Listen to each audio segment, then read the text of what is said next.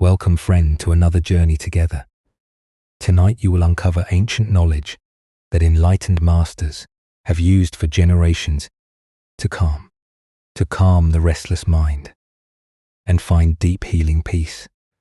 Feel free to share what time it is and where you are listening from.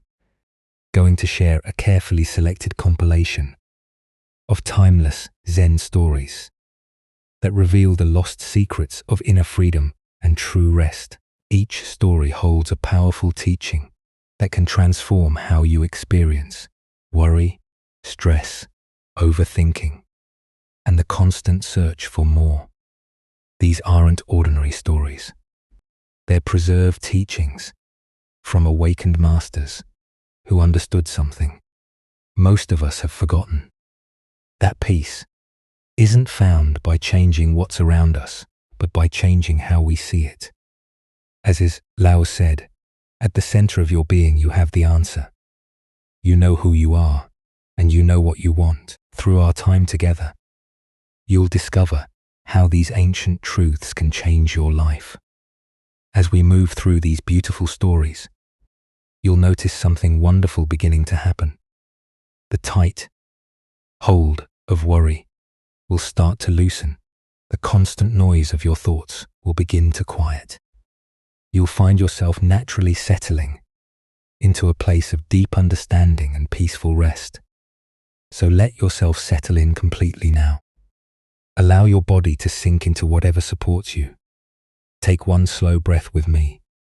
And as you breathe out, know that you're about to receive teachings that have been waiting for you across time. Let us now explore a story about the nature of seeking and finding. In the mountains of ancient China, where mist clings to pine trees and streams, carved through weathered stone, a young traveling monk arrives at the monastery of Master Zhao. The monk has journeyed for many weeks, his feet dusty from the mountain paths, his heart full of anticipation. He has heard tales of this place, particularly of a magnificent ancient stone bridge that spans the river near the temple grounds. As the monk approaches the monastery gates, he can see the bridge in the distance. It appears ordinary enough, constructed of simple stone and weathered wood, functional rather than ornate. Yet the stories he has heard speak of it as something far more significant. A spiritual marvel, a bridge between the mundane and the sacred. His excitement builds as he imagines the profound teachings he will receive about this legendary structure. Finding Master Xiao sweeping leaves in the courtyard, the monk bows respectfully and speaks with barely contained enthusiasm. Master, I have traveled far to reach your monastery. I have heard much about your famous stone bridge spoken of throughout the land. As a wonder of spiritual architecture, can you share with me its deeper meaning? Xiaoda looks up from his sweeping, his weathered face calm and present without pause. He replies simply, "It lets donkeys cross over it. It lets horses cross over it." The monk feels a flicker of confusion. This cannot be the teaching he has come so far to receive. Surely the master is speaking metaphorically, preparing him for some deeper revelation. He presses on, his voice betraying a hint of frustration. "Venerable Master, I am not asking about its practical function. I seek to understand the bridge itself, its spiritual essence, the profound design that makes it so renowned." Xiao sets down his broom and meets the monk's eager gaze. "It lets donkeys cross. It lets horses cross," he repeats with the same gentle directness. Now the monk's frustration breaks into the open. "But Master, it is a famous stone bridge, an ancient marvel spoken of in monasteries across the land. Surely there is more to it than mere utility." Xiao's eyes brighten with a subtle warmth. "Yes, young monk, it is made of stone and wood. It has served travelers for generations. It helps those with heavy burdens reach the other side safely. It stands strong in storms and floods. What more do you need it to be? In that moment, the monk's seeking mind suddenly grows quiet. He has been looking for a grand idea, a hidden secret, a teaching wrapped in symbols and mystery. But Xiao Zhao is pointing directly to reality, as it is. The bridge is not a metaphor for something else. Its profound nature lies in its simple, direct, selfless service. It does not distinguish between a noble horse carrying a wealthy merchant or a humble donkey bearing a poor farmer's goods. It simply is what it is completely and perfectly. Buddha's wisdom reminds us better than 1,000 hollow words is one word that brings peace. The heart of this lesson lies in our tendency to seek complexity where simplicity already contains everything we need. We live in a world that convinces us that truth must be elaborate, hidden, requiring special knowledge or sophisticated understanding to access. Why do we so often miss the profound that hides in plain sight? Zen Buddhism points to what it calls the seeking mind, a restless quality of consciousness that believes enlightenment must be found somewhere other than where we are.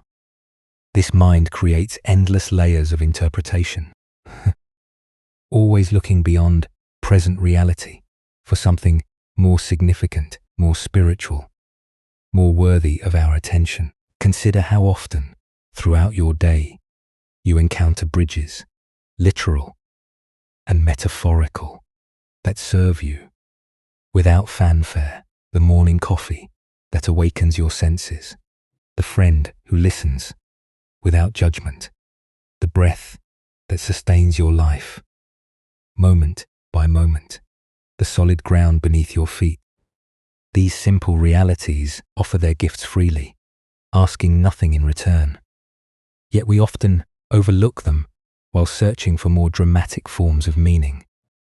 Our conditioning teaches us to value the extraordinary over the ordinary, the complex over the simple, the mysterious over the obvious.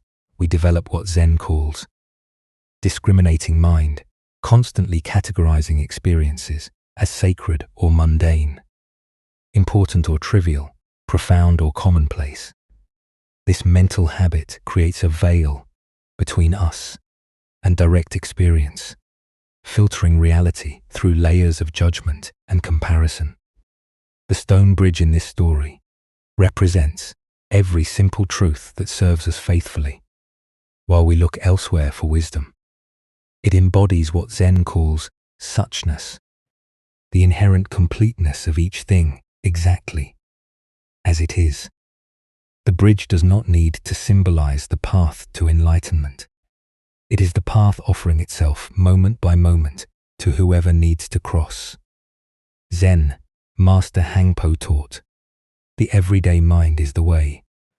This points to the same truth Jiao reveals. The spiritual path is not found in accumulating special experiences or decoding hidden meanings. It exists in bringing complete attention to the ordinary activities and encounters that fill our days. The Buddha said, "Peace, come seek it without." When we truly understand this teaching, we stop asking bridges to be more than bridges, stop demanding that our circumstances transform into something more spiritual. Before we can find peace, we discover that the sacred has been hiding in plain sight all along, serving us faithfully while we searched elsewhere. Tonight, as you rest in the quiet of this moment, can you notice the bridges in your own life? Perhaps it's the bed that supports your body, the roof that shelters you, or the simple rhythm of breathing that carries you from one moment to the next. These humble realities offer their gifts without requiring recognition or understanding. As Buddha taught, thousands of candles can be lighted from a single candle, and the life of the candle will not be shortened. Happiness never decreases. By being shared, the stone bridge shares its strength, with every traveler never diminished by its service. In learning to see the sacred in the simple, we discover that peace was never hidden from us.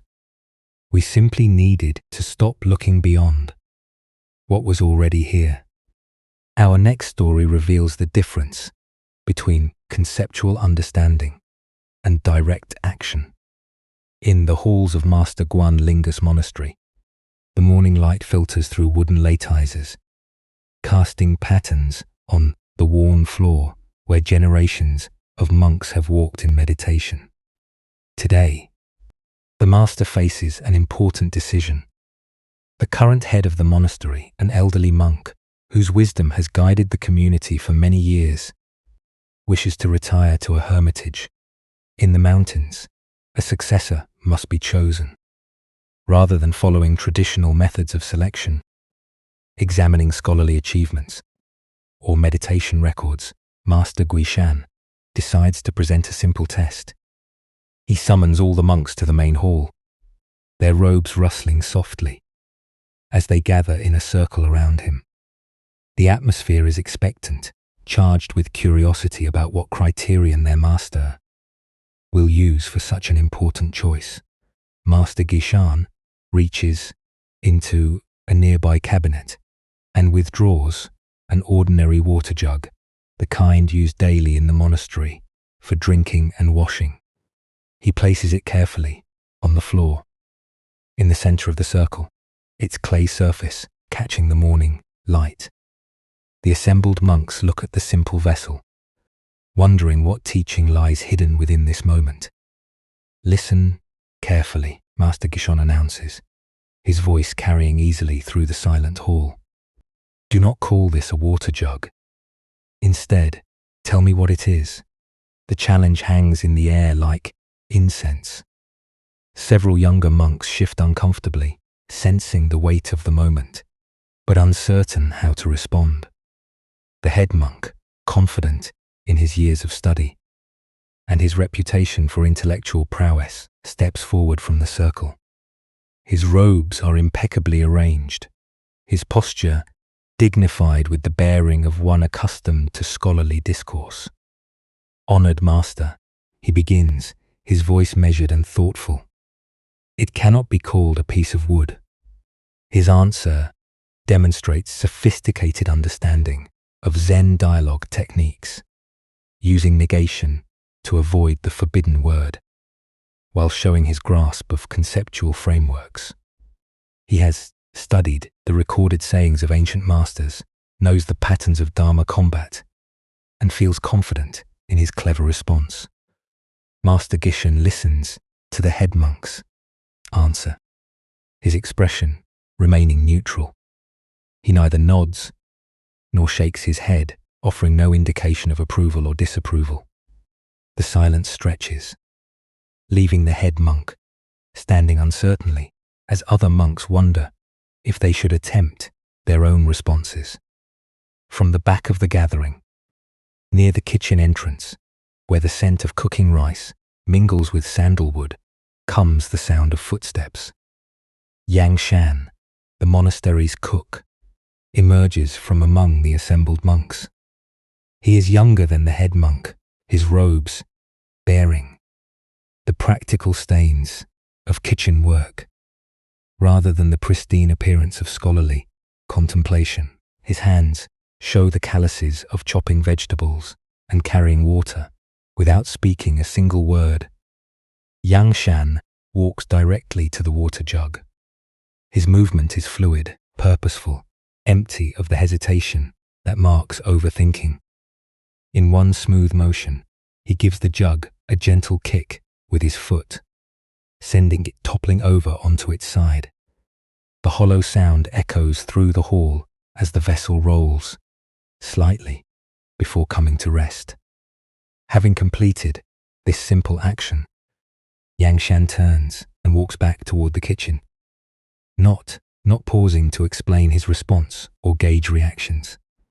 His movement carries the natural confidence of someone who has acted from direct understanding rather than conceptual knowledge. Master Gishen's face breaks into a broad smile. Then genuine laughter fills the hall. The head monk, he announces to the assembly, has lost. The words carry no cruelty, only recognition of a teaching moment revealed. Yang Shan will serve as the new head of our community. The Buddha once said, however many holy words you read, however many you speak, what good will they do you if you do not act upon them? What emerges from this story is our human tendency to live in the realm of concepts rather than direct experience. We become so skilled at talking about reality that we forget how to simply be with it.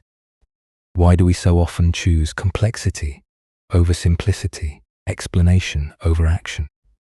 Zen Buddhism, the discriminating intellect, the aspect of mind that constantly categorizes, analyzes, and conceptualizes experience rather than meeting it directly.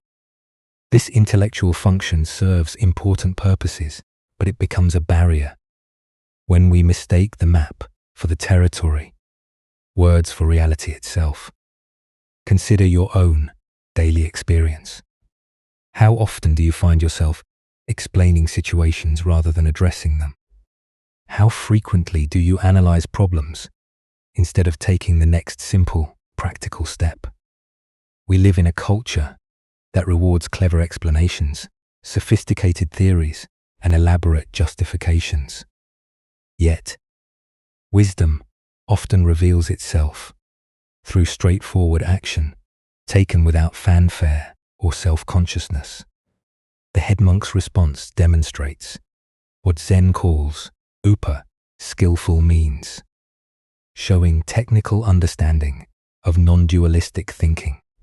Yet, it remains trapped in the conceptual realm, using ideas about non-grasping rather than demonstrating actual non-attachment. Yang Shan's kick embodies true understanding because it acts from emptiness rather than thinking about emptiness. Buddhist teacher John Kabat-Zinn reminds us, you can't stop the waves, but you can learn to surf. This points to the same understanding Yang Shan demonstrates. Rather than analyzing the water jug or developing theories about its nature, he responds to the moment's actual requirements with immediate appropriate action. The water jug represents every situation in our lives that calls for direct response rather than intellectual processing. A friend in pain needs presence more than analysis. A crying child needs comfort more than explanation. A moment of beauty calls for appreciation rather than description. A practical problem requires action more than discussion. Zen practice develops what might be called responsibility, the capacity to meet life circumstances, arising from clear seeing rather than conceptual understanding. This doesn't mean abandoning thinking altogether, but rather knowing when direct action serves better than. The Buddha taught, chaos is inherent in all compounded things. Strive on with diligence tonight as you encounter the water jugs in your own life, the simple situations calling for straightforward response. Can you act from understanding rather than analysis? Can you trust your intuitive, knowing enough to kick over the conceptual barriers that keep you from direct engagement with reality? As the Buddha observed, 3 things cannot be long hidden: the sun, the moon, and the truth. Truth reveals itself not through clever words, but through actions aligned with reality. In learning to respond directly to what each moment actually requires, we discover that wisdom was never hidden in complexity. It lives in the simple willingness to meet life exactly as it is. Let us continue our journey with a tale about the nature of true spiritual attainment. In a remote valley where mountains rise like sleeping giants and morning mist dances through pine forests, A small hermitage sits hidden among the trees. For 20 years, a dedicated monk has made this simple hut his world, believing that, through solitary meditation and strict discipline, he could achieve perfect detachment from worldly concerns. The monk's daily routine never varies. He rises before dawn, sits in meditation for hours, eats one simple meal, and studies sacred texts until evening. He has trained his mind to remain calm regardless of external circumstances, cultivated what he believes to be profound equanimity, and achieved states of consciousness that feel transcendent and pure. His reputation for spiritual accomplishment has spread beyond the valley, drawing the attention of the wealthy merchant who has sponsored his retreat. After 2 decades of support, the merchant decides to test whether his investment has produced genuine wisdom or merely spiritual pride disguised as attainment. Rather than visiting the hermitage himself, he sends a young woman known for her beauty and charm, instructing her to present herself as a lost traveler in need of shelter. As evening shadows lengthen across the forest floor, the woman arrives at the monk's hut. Her appearance is lovely, her manner engaging and vulnerable. She approaches the door hesitantly, as if uncertain whether to disturb the holy man within. When the monk emerges to investigate the sound of footsteps, she bows respectfully. "Venerable sir," she says, her voice carrying just the right note of worry, "I have lost my way in these mountains. Darkness is falling, and I am afraid to travel alone at night. Might I rest here until morning? I ask for nothing more than a corner where I might sleep safely." The monk, maintaining his cultivated composure, considers her request. His years of training have prepared him for such tests, and he feels confident in his ability to remain unmoved by any temptation. He agrees to let her stay, gesturing toward a space near the fire where she might rest comfortably. Throughout the evening, the woman skillfully tests his resolve. She speaks eloquently of the world beyond his mountain retreat, describing the joys of music, art, companionship, and celebration that he has renounced. She comments gently on the loneliness that such an isolated life must bring, wondering aloud how any human being could find fulfillment in such austere conditions. Her words are not crude or obviously seductive.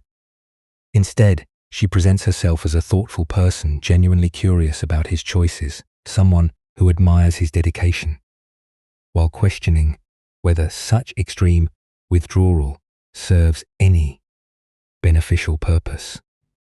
Her presence fills the small hut with warmth and vitality that contrasts sharply with its usual austere emptiness. Finally, as the fire burns low and shadows dance on the walls, she moves closer to him. With natural grace, she embraces him gently and asks, with sincere curiosity, "Right now, in this very moment, what do you feel?"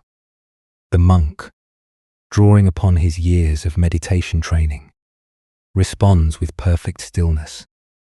His voice carries no trace of emotion, no hint of being affected by her presence or touch.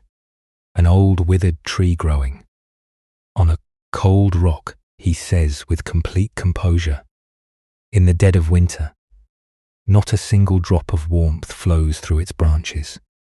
The woman releases him immediately, steps back, and bows with genuine respect.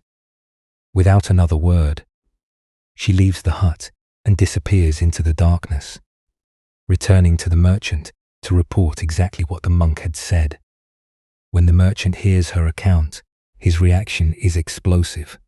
Rather than praise for his sponsored monk's apparent detachment, he feels outrage.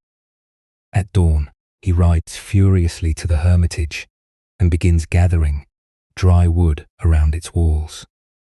20 years, he shouts as he sets the hut ablaze. 20 years I have wasted my money, supporting a fraud. The flames catch quickly, consuming the simple structure that has been the monk's entire world. Your answer revealed that you still make distinctions between pure and impure, sacred and ordinary, spiritual and worldly. You remain attached to your image of detachment. The merchant's voice carries over the crackling of burning wood. A truly awakened being would have felt natural, human warmth toward a fellow traveler, compassion for someone lost and afraid, simple kindness toward another person in need. Instead, you showed me a man so proud of his coldness that he mistakes spiritual bypassing for genuine realization. As the monk stands, burned to ashes, the merchant delivers his final teaching. True emptiness is not the absence of feeling, but the presence of unconditional love. Real detachment means being free to respond authentically to each moment, not being frozen in artificial spirituality. You are not a withered tree. And this delusion that you are reveals how far you have drifted from actual understanding. As the Buddha observed, 3 things cannot be long hidden: the sun, the moon, and the truth. This ancient wisdom illuminates a profound confusion that can arise on the spiritual path. The monk in our story had achieved what appeared to be perfect equanimity. Yet, this very achievement became a trap that separated him from authentic human response. Why do we sometimes mistake emotional numbness for spiritual maturity? Zen Buddhism points to what it calls spiritual bypassing, the unconscious use of spiritual concepts and practices to avoid dealing with psychological and emotional realities. When we suppress natural human responses in the name of detachment, we create a subtle form of aversion disguised as wisdom. True detachment, what Buddhists call upanakshaya, is not the elimination of feeling, but freedom from being controlled by our reactions. It means responding to life's circumstances with clarity rather than compulsion, love rather than neediness, wisdom rather than unconscious patterns. The enlightened heart feels everything, but clings to nothing. Consider the difference between authentic equanimity and spiritual bypassing in your own experience. Have you ever used meditation or spiritual concepts to avoid feeling difficult emotions? Have you mistaken emotional shutdown for peaceful acceptance?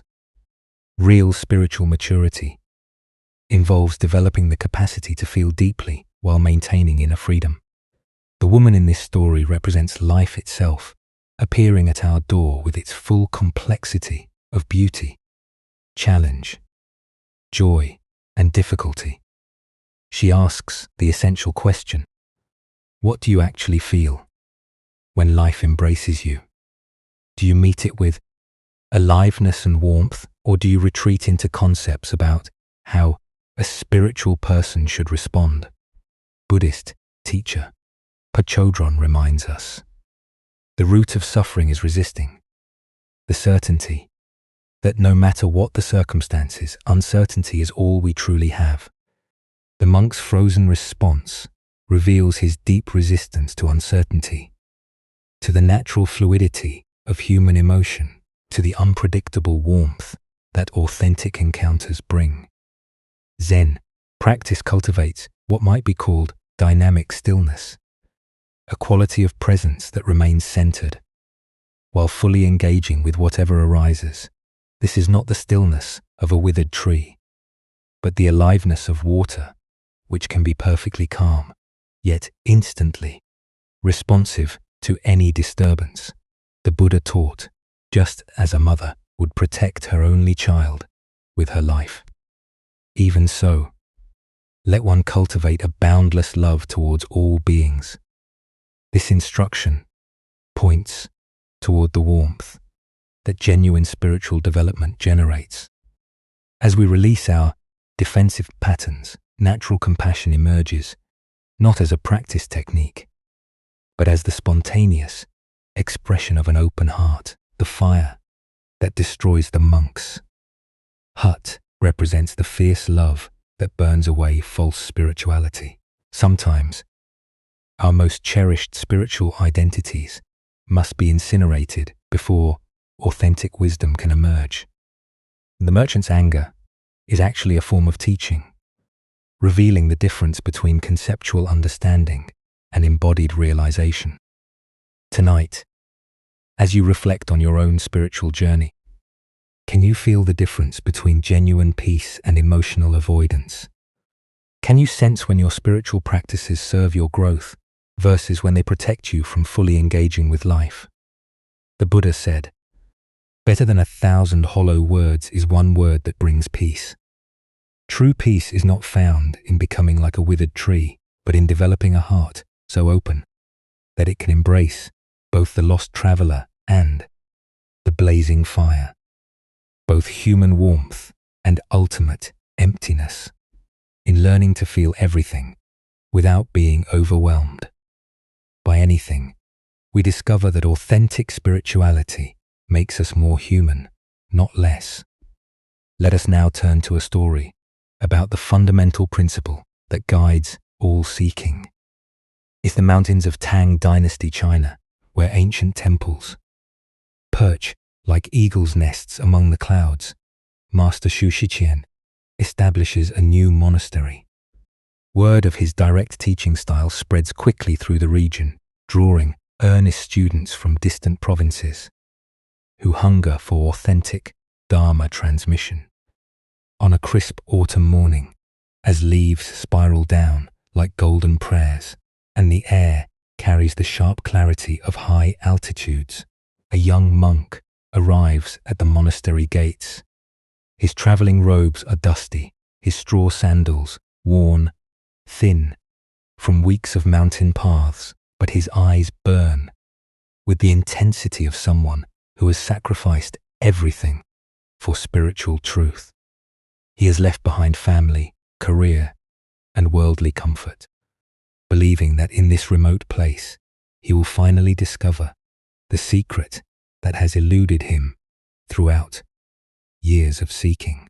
The young monk finds Master Shu sweeping the courtyard, his movements fluid and unhurried, despite his advanced years, bowing deeply with the reverence of one who recognizes a true teacher. The monk speaks with barely contained eagerness. "Master, I have traveled far to study under your guidance. I have read the sutras, practiced meditation in various monasteries, and studied with several teachers, yet still feel lost in confusion. Please, I beg you to share the essential truth. What is the fundamental, most important principle of the Buddha's teaching?" Master Chattel pauses in his sweeping, leaning on the broom handle as he regards the earnest young face before him. His response comes without hesitation, delivered with the same simplicity he might use to comment on the weather. No gaining, no knowing. The monk stares at his new teacher, certain he has misheard, or that this must be the beginning of a longer explanation. The silence stretches between them as falling leaves whisper against stone. When it becomes clear that Saye considers his answer complete, the monk's confusion erupts into questions. "But Master, surely that cannot be the entire teaching. We practice every day precisely to gain enlightenment. We study diligently to know the Buddha's wisdom. The very reason I have come here is to gain understanding and know the truth. How can you say that the fundamental principle is no gaining, no knowing?" She too sets down his broom and turns his full attention to the confused monk. His voice remains gentle, carrying the patience of one who has guided countless seekers through this same bewilderment. Young monk, what you truly have was never gained from outside yourself, and what you need to understand cannot be grasped by the intellect alone. The mind that seeks to gain enlightenment is the very mind that obscures your original nature. The intellect that tries to know the ultimate truth becomes the barrier that prevents direct experience of it. The monk's brow furrows as he struggles to comprehend teachings that seem to contradict everything he has believed about the spiritual path. But if we cannot gain anything or know anything, then why practice at all? Why have monasteries and teachings and meditation? Shita's eyes hold a hint of warmth as he continues. Practice is not about gaining something new, but about releasing what obscures what you already are. Study is not about accumulating knowledge, but about wearing away the concepts that separate you from direct experience. Do you understand? The young monk falls silent, feeling as though the ground beneath his spiritual seeking has suddenly vanished. He had arrived with such certainty about what he needed to accomplish, such clarity about his spiritual goals. Now he finds himself suspended in a space where his most basic assumptions about the path dissolve into question marks. The Buddha understood that in the sky there is no distinction of east and west. People create distinctions out of their own minds and then believe them to be true. The deeper teaching here shows us how our very approach to spiritual development can become the greatest obstacle to genuine realization. Why do we struggle so profoundly with this paradox of seeking? Zen Buddhism reveals that the mind which seeks is fundamentally dualistic, always creating separation between seeker and sought, between current experience and imagined future attainment. This seeking mind operates from a basic assumption of inadequacy, believing that peace and fulfillment lie somewhere other than in present moment awareness. Consider the irony embedded in spiritual seeking itself. We practice meditation to become peaceful, not recognizing that the peace we seek is the very awareness in which seeking arises. We study wisdom teachings to become wise, not seeing that the intelligence capable of understanding wisdom is itself the wisdom we seek. We search for our true nature while overlooking that the one who searches is already the truth we're trying to find. This doesn't mean that practice is useless or that study serves no purpose. Rather, it points toward a fundamental shift in our relationship to spiritual development. Instead of practicing to achieve something, we practice to release the illusion that we lack anything essential. Instead of studying to gain knowledge, we study to recognize the limitations of conceptual understanding. Buddhist teacher Ashanti explains, "The truth is that you already are what you are seeking." This recognition transforms the entire spiritual journey from acquisition to discovery, from becoming to being, from future-oriented, striving to present moment, recognition. Look deeply at your own spiritual motivation. How much of your practice is driven by the belief that you need to become someone other than who you already are? How often do you treat meditation, study, or other spiritual activities as means to achieve a future state of enlightenment rather than opportunities to recognize what is already present? The gaining mind creates what Zen calls spiritual materialism, treating insights, experiences, and states of consciousness as possessions to be acquired and maintained. We collect peak experiences like trophies accumulate teachings like wealth, and measure our progress by how much we've gained rather than how much we've released. The knowing mind creates what might be called conceptual imprisonment, mistaking intellectual understanding for direct realization. We develop sophisticated philosophical frameworks about emptiness while remaining trapped in thought. We memorize teachings about the present moment while living in mental commentary about experience. Zen Master Hangpo taught, "Your everyday mind is the path." This points to the same truth Chihatu reveals. The awareness, reading these words right now, the consciousness present in this very moment, is not a stepping stone to enlightenment, but enlightenment itself temporarily veiled by the belief that it needs to become something other than what it is.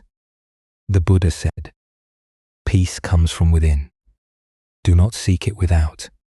Tonight, as you notice the tendency to seek something more spiritual than this moment, can you experiment with the radical possibility that what you're looking for is already here?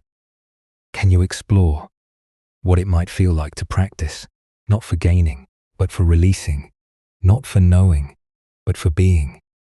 Buddha spoke of this when he said, "If you want to know your past, look at your present condition. If you want to know your future, look at your present actions." The path is not a journey towards some distant destination, but a deepening recognition of what has always been present. In understanding that there is nothing to gain and nothing to know, we discover everything we ever truly needed. Now let us explore a Zen story about the moment when seeking ends in finding. In a quiet convent nestled among the rolling hills of ancient Japan, where cherry blossoms drift like snow, and the sound of temple bells carries on mountain breezes' lives, a woman named Kyono. She serves as a humble attendant, performing the countless small tasks that keep the community functioning, while the nuns engage in formal meditation practice and study sacred texts. Kyono washes dishes, tends gardens, and carries water from the well. Despite her lowly position, or perhaps because of it, Chano harbors a deep longing for spiritual awakening. She listens intently whenever teachings are given, straining to catch fragments of Dharma talks from the kitchen where she prepares meals. Her heart aches with a desire to understand the profound truths the nuns discuss so effortlessly. Yet, when she approaches the teachers, she is gently turned away. "You are not ready for such deep teachings," they tell her kindly but firmly. "Your mind lacks the education necessary for understanding these subtle concepts. Continue with your work and, perhaps in a future lifetime, you will have the capacity for spiritual practice." These words sting deeply, yet they only intensify Kyono's determination. If formal instruction is denied her, she will create her own practice. After completing her daily duties, when the convent sleeps in peaceful silence, she sits quietly in the kitchen or garden, attempting to meditate as she has observed the nuns doing.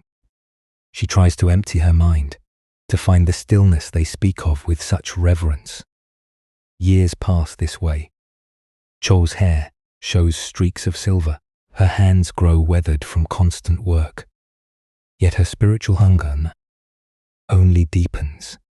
She begins to feel the weight of time passing, the painful awareness that decades of longing have brought her no closer to the enlightenment that seems so natural for others.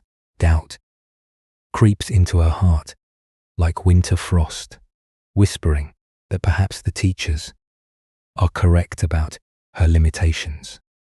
30 years after her spiritual seeking began, on a night when the autumn moon hangs full and brilliant in the clear sky, Kyono performs her final task of the day.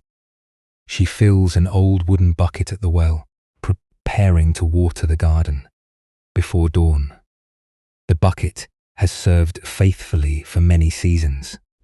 Its bamboo strips and wooden slats held together by nothing more than habit and careful handling. As she walks slowly through the garden, the bucket grows heavy in her hands. She pauses to rest, setting it down gently on the stone path. Looking into the still water, she sees something that stops her breath.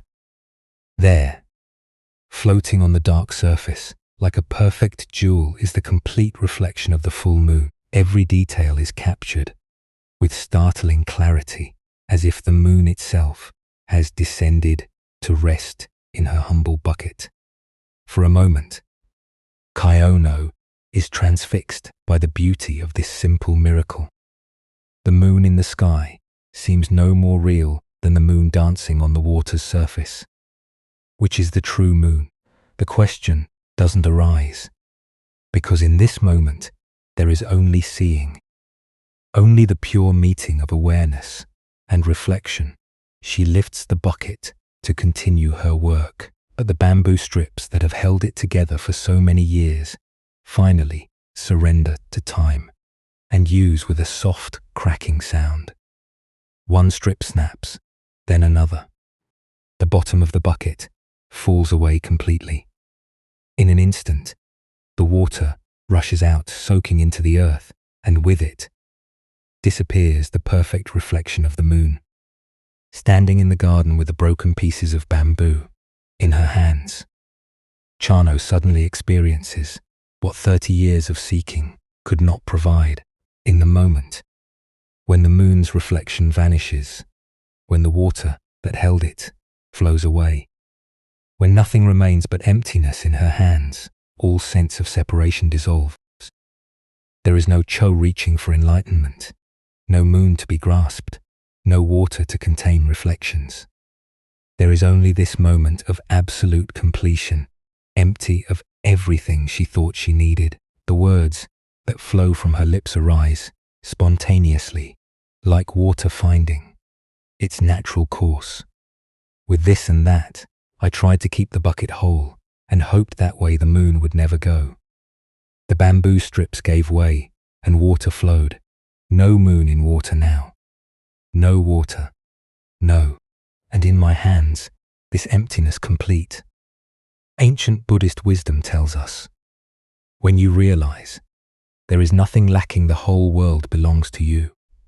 This tale unveils the profound paradox that what we seek through spiritual effort can only be found through the complete release of seeking itself. Why do we struggle for decades to achieve what is already our natural condition? Zen Buddhism points to what it calls the grasping mind, the tendency to approach even the most sublime truths as objects to be possessed rather than recognizing that we are the very awareness in which all experience arises and passes away. Keanu's bucket represents the spiritual ego, the construct that believes it can contain enlightenment like water in a vessel. For 30 years, she tried to keep the bucket whole, using various spiritual techniques and efforts to maintain some sense of progress or attainment. Yet, true realization only occurred when her container for spiritual achievement completely collapsed. Consider the profound metaphor of the moon's reflection. The moon in the sky represents our original nature, eternal and unchanging, always present whether we see it or not. The reflection in the water represents our attempts to capture this truth through concepts, experiences, or spiritual states. We mistake the reflection for the reality, forgetting that the actual moon was never dependent on being reflected anywhere. Look deeply at your own spiritual journey. How much energy goes into maintaining your spiritual identity, keeping together your sense of progress and achievement? What would happen if you stopped trying to contain or preserve your spiritual experiences and simply allowed them to flow naturally. The broken bucket reveals what Zen calls our original emptiness. Not a void that lacks everything, but a fullness so complete that it needs nothing added to it. This emptiness is not the opposite of fullness, but the space in which all experience becomes possible. When Kayano's hands hold only emptiness, they finally hold everything. Buddhist teacher Suzuki Roshi said, "In the beginner's mind, there are many possibilities. In the expert's mind, there are few." Chano's breakthrough came not through expertise, but through the complete failure of her expert's mind, the collapse of all her careful spiritual constructions. The bamboo strips that held the bucket together represent our spiritual strategies, the practices and beliefs we use to feel like we're making progress. These serve important purposes for a time like training wheels on a bicycle. But there comes a moment when they must give way for true freedom to emerge. Notice that Kayano's realization doesn't come through achieving anything new, but through the recognition of what was always already present. The moon was shining, whether reflected in water or not. Her true nature was complete, whether she felt enlightened or confused. The sink itself was the only thing that kept her from recognizing what was already here.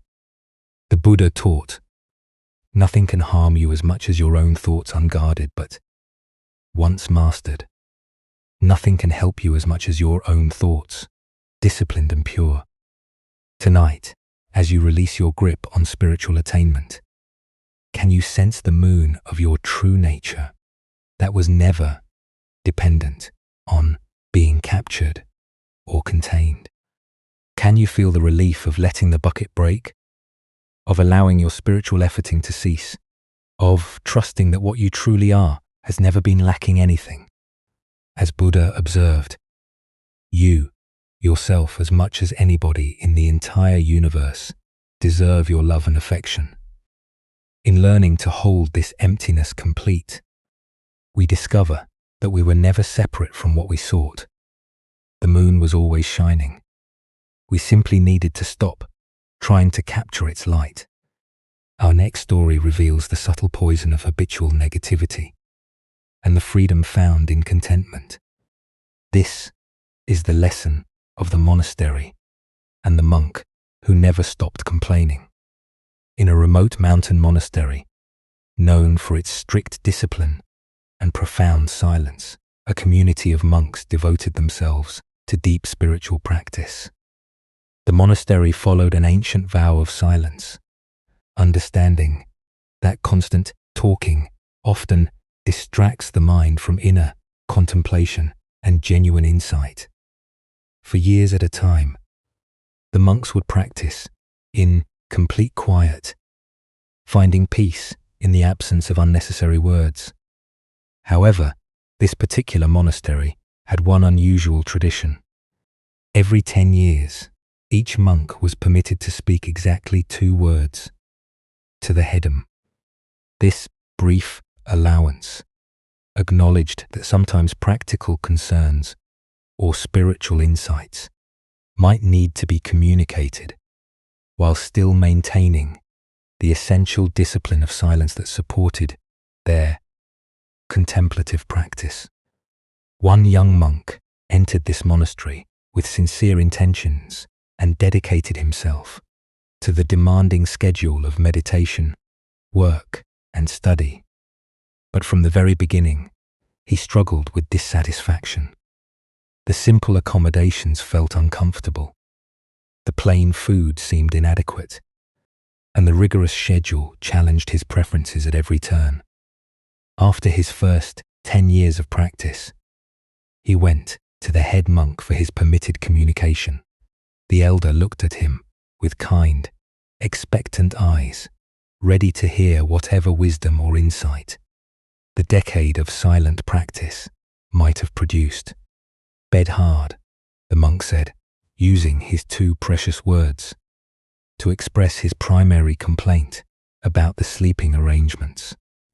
I see, the head monk replied gently, making note of the comment, but offering no judgment or solution. The monk returned to his silent practice, but his dissatisfaction only seemed to deepen over the next decade. Instead of using the years to cultivate acceptance and inner peace, he spent his time dwelling on various discomforts and inadequacies he perceived in the monastery's provisions. His meditation became increasingly agitated as his mind rehearsed complaints he couldn't voice. When his second opportunity to speak arrived after another 10 years, he again approached the head monk. The elder greeted him with the same patient attention, curious to see how 2 more decades of practice might have influenced the monk's perspective. "Food stinks," the monk declared, using his allocated words to express his ongoing dissatisfactions with the simple vegetarian meals provided by the community. "I see," the head monk responded with unchanged equanimity, observing this second expression of complaint without surprise or criticism. Another 10 years passed, during which the monk's internal negativity continued to grow. Instead of finding freedom through spiritual practice, he had used 3 decades to perfect the art of mental complaining. His silent years were filled not with peace and insight, but with constant internal criticism of his circumstances. When his third opportunity for speech arrived, the monk appeared before the head monk with obvious agitation. 3 decades of accumulated dissatisfaction had finally reached its breaking point. "I quit," he announced emphatically, using his 2 words to express his ultimate decision to abandon the path he had never truly embraced. The head monk looked at him with a mixture of sadness and understanding. "Well, I can see why," he replied, compassionately. "All you've ever done is complain. The Buddha taught, we are what we think. All that we are arises with our thoughts. With our thoughts, we make the world." This teaching reveals how the monk's 30 years of practice had actually reinforced the very patterns that caused his suffering, rather than dissolving them.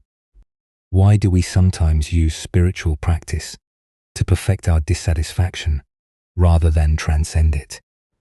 Zen Buddhism points to our tendency to bring our habitual mental patterns into any environment, then blame external circumstances for our internal states. The monk never truly engaged with the practice. He simply endured it while maintaining his resistance. The monastery's conditions weren't the source of the monk's suffering. His attitude toward those conditions was. Countless other monks had found peace, insight, and profound contentment. In the exact same circumstances, the difference lay not in what they experienced, but in how they related to their experience. Consider your own patterns of complaint and dissatisfaction. How much of your mental energy goes toward rehearsing grievances about circumstances you cannot change? The monk spent 30 years of precious life force focused on bed hardness and food quality instead of using those same years to develop inner freedom. This story also reveals the cumulative power of our mental habits. Each day the monk chose complaint over acceptance. He strengthened neural pathways of dissatisfaction over 3 decades. These patterns became so ingrained that leaving seemed like the only option, when in reality, changing his perspective had always been available. Zen Master Thich Nhat Hanh taught, thanks to impermanence, everything is possible. The monk's tragedy was his failure to recognize that his dissatisfactions was impermanent and changeable. Instead of working with his resistance, he fed it daily for 30 years until it consumed his entire spiritual journey. The Buddha said, "Better than 1,000 hollow words is one word that brings peace. The monk's 6 words over 30 years, all complaints, brought no peace to himself or others. Meanwhile, monks who used their practice to cultivate gratitude and acceptance found profound tranquility in the same conditions. Look deeply at your own relationship with current challenges. Where are you spending years complaining about circumstances that could be transformed through a shift in perspective? What would change if you use the same mental energy currently devoted to dissatisfaction to cultivate acceptance and inner peace? Tonight, as you notice the inevitable discomforts and imperfections of daily life, can you remember the monk's wasted decades? Can you choose gratitude over complaint, acceptance over resistance, understanding that your response to circumstances shapes your experience far more than the circumstances themselves? Buddha's wisdom reminds us, happiness does not depend on what you have or who you are. It solely relies on what you think. The monastery offered every monk the same opportunity for peace and awakening. Some found it, others did not because of external conditions, but because of the quality of attention they brought to those conditions. In every moment, we face the same choice the monk faced daily, to practice complaining or to practice contentment. Let us now turn to a tale about the nature of faith and self-doubt. This is the story of the wishing tree. A poor man walked slowly through a dense forest, his shoulders heavy with worry, bills unpaid, relationships strained, dreams deferred. Each step seemed to echo with the weight of his many troubles. The canopy above filtered the sunlight into gentle patterns on the forest floor, but he noticed none of this beauty. His mind churned endlessly through his problems, each thought leading to another worry, another reason why his life felt so difficult. Exhausted from walking and thinking, he stopped to rest against what appeared to be an ordinary tree. Its trunk was wide and welcoming, its bark smooth against his back. As he leaned there, catching his breath, he realized how thirsty he had become. "I wish I had something to drink," he murmured to himself.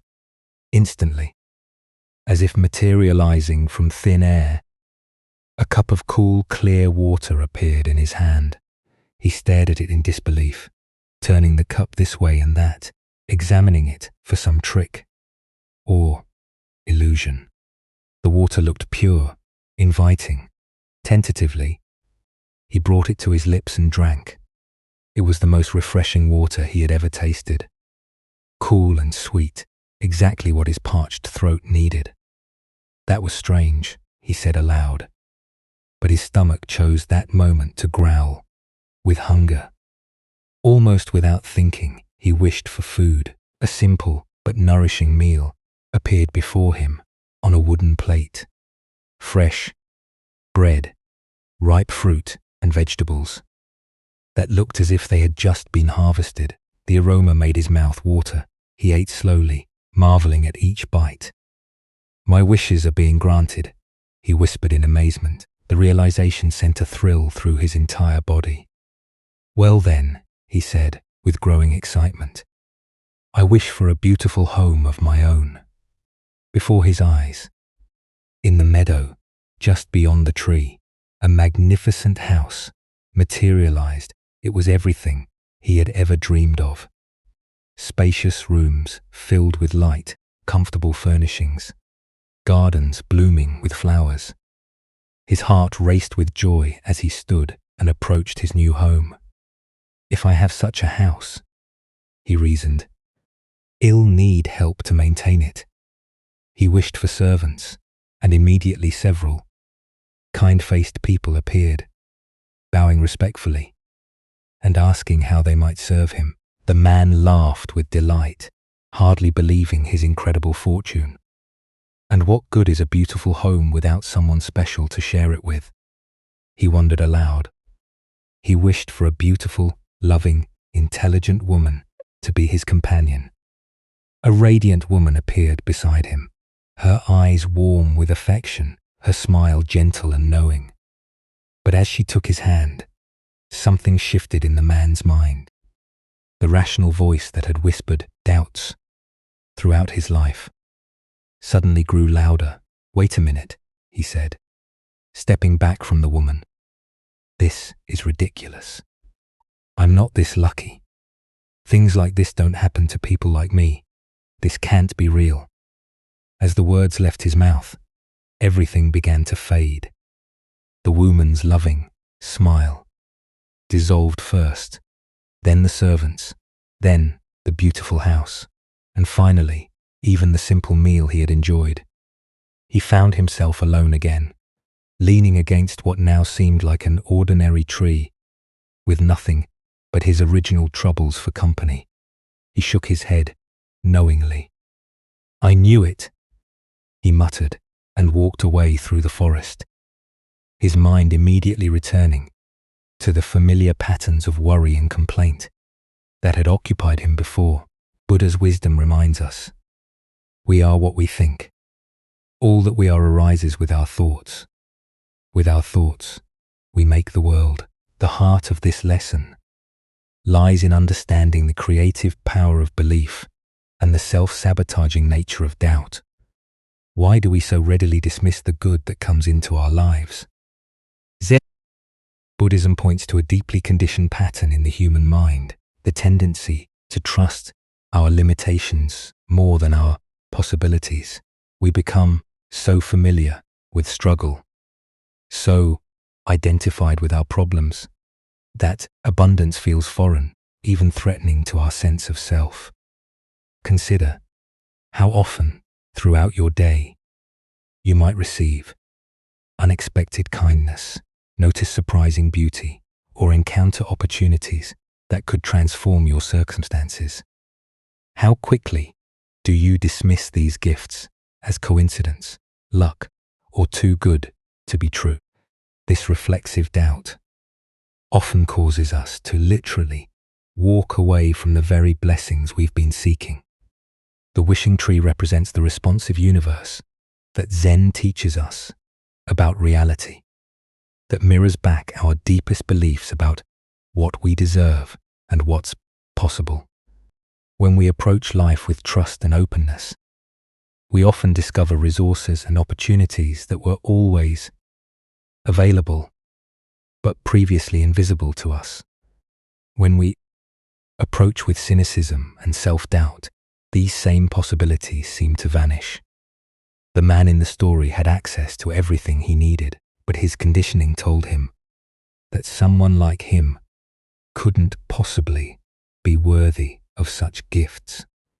His belief in his own limitations became more powerful than the evidence of his senses.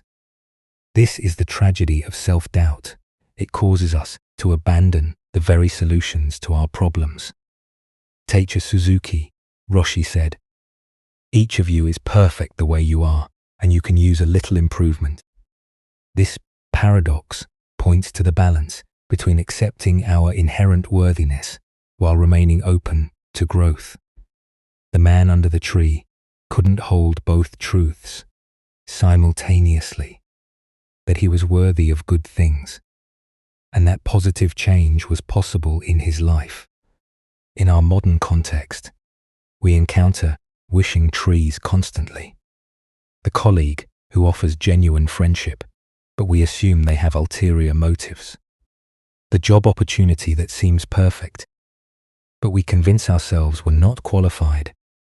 The romantic relationship that feels too good to be true, so we sabotage it before it can disappoint us.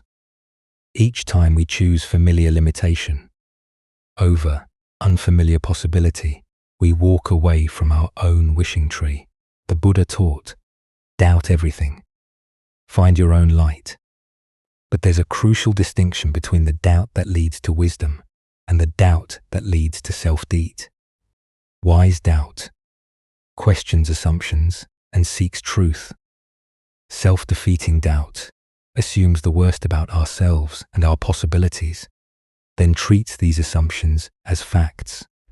Zen practice invites us to notice when we're dismissing good fortune, abundance, or love, simply because it doesn't match our habitual story about ourselves. Can we remain open to the possibility that we might be more deserving, more capable, more lovable than our conditioning suggests? Tonight, as you reflect on the day's experiences, can you identify moments when you might have walked away from your own wishing tree? Perhaps a compliment you dismissed, an opportunity you assumed wasn't meant for you, or a moment of joy you cut short because it felt too good to last. What would it mean to trust in your worthiness to receive life's gifts? As the Buddha observed, thousands of candles can be lighted from a single candle, and the life of the candle will not be shortened. Happiness never decreases by being shared. The wishing tree's magic isn't diminished by granting wishes. It's fulfilled by them and our capacity to receive life's blessings isn't diminished by accepting them. It's expanded. Let us continue our journey with a story about the unexpected wisdom found in laughter and the suffering we create through taking ourselves too seriously. This is the tale of the monk who discovered his true teacher. In a remote mountain monastery in ancient China, there lived a young monk who approached his spiritual practice with tremendous intensity. Every morning before dawn, he would rise for meditation, sitting in perfect posture for hours without moving. He studied the Buddhist texts with scholarly precision, memorizing sutras and debating philosophical points with fierce concentration. His fellow monks often remarked on his seriousness and dedication to the Dharma. One crisp autumn morning, while studying a particularly complex passage about the nature of emptiness, the young monk encountered something that completely baffled him. The text seemed to contradict everything he thought he understood about Buddhist philosophy. The words appeared clear enough individually, but their meaning together seemed to dissolve into paradox. The moment he thought he grasped it, determined to understand, he carefully marked the passage and made his way to the master's quarters. The old teacher sat in his simple room, sunlight streaming through paper windows, creating patterns of light and shadow on the wooden floor. "Venerable Master," the monk said, bowing deeply, "I have encountered a teaching that I cannot comprehend. Could you please illuminate its meaning for me?" He recited the passage with careful precision, explaining his confusion and the various interpretations he had considered. The master listened attentively, nodding occasionally, his expression thoughtful and engaged. When the young monk finished his earnest explanation, something unexpected happened. The master's face suddenly broke into a broad smile, then quiet chuckling, and finally erupted into hearty, uncontrollable laughter. His whole body shook with mirth, tears streaming down his weathered cheeks. The monk stood frozen, completely bewildered. This was not the response he had anticipated, where he expected profound wisdom and careful explanation. He found only laughter. The master's amusement seemed to fill the entire room, echoing off the walls and growing even more intense. Without offering any explanation, the master stood up, still laughing, and walked out of the room, leaving the young monk alone and growing distress. For the next 3 days, the monk could think of nothing else. The master's inexplicable laughter haunted him constantly. He barely touched his meals. His meditation was scattered and unfocused, and sleep came only in brief, restless intervals. The question consumed him entirely. Why had his sincere spiritual inquiry been met with such puzzling amusement? Other monks noticed his distressed state, but his responses to their concerns were vague and troubled. He felt humiliated, confused, and increasingly agitated. Had the master been mocking his understanding? Was his question somehow foolish? Did his years of dedicated practice mean nothing? Finally, unable to bear the torment any longer, he returned to the master's room. This time, he didn't bow or recite passages. Instead, he spoke directly from his heart. Master, for 3 days, I have been deeply disturbed by your reaction to my question. I cannot eat, sleep, or meditate properly. Please tell me, why did you laugh at my sincere seeking? Have I done something wrong? The master's expression became gentle and compassionate. He gestured for the young monk to sit beside him, then spoke with quiet clarity. Monk, do you know what your problem is? The master asked kindly. Your problem is that you are worse than a clown. The words hit the young monk like a physical blow. His eyes widened in shock and dismay. Venerable sir, how can you say such a thing? How can I be worse than a clown? I have dedicated my life to spiritual practice, to understanding the Buddha's teachings. I have sacrificed worldly pleasures and pursued wisdom with complete sincerity. How can you compare me to a mere entertainer? The master smiled warmly and explained, a clown's greatest joy comes from making people laugh. When others laugh, the clown feels fulfilled and happy. His entire purpose is to bring lightness and joy to the world. But you, when another person laughs, you feel disturbed, upset, and tormented. Tell me, are you not worse than a clown? At these words, understanding dawned like sunrise, breaking through clouds. The young monk saw immediately how his attachment, being taken seriously, had created his suffering. He had been so invested in his image as a dedicated practitioner that he couldn't receive the master's joy. The laughter hadn't been mockery. It had been pure delight at the beauty of the Dharma, expressing itself through paradox. In that moment of recognition, the monk began to laugh. First quietly, then, with growing freedom and joy, he laughed at his own seriousness, at his attachment to understanding, at the beautiful absurdity of seeking enlightenment so grimly. His laughter joined with the master's from 3 days earlier, and in that shared joy, understanding flowered naturally.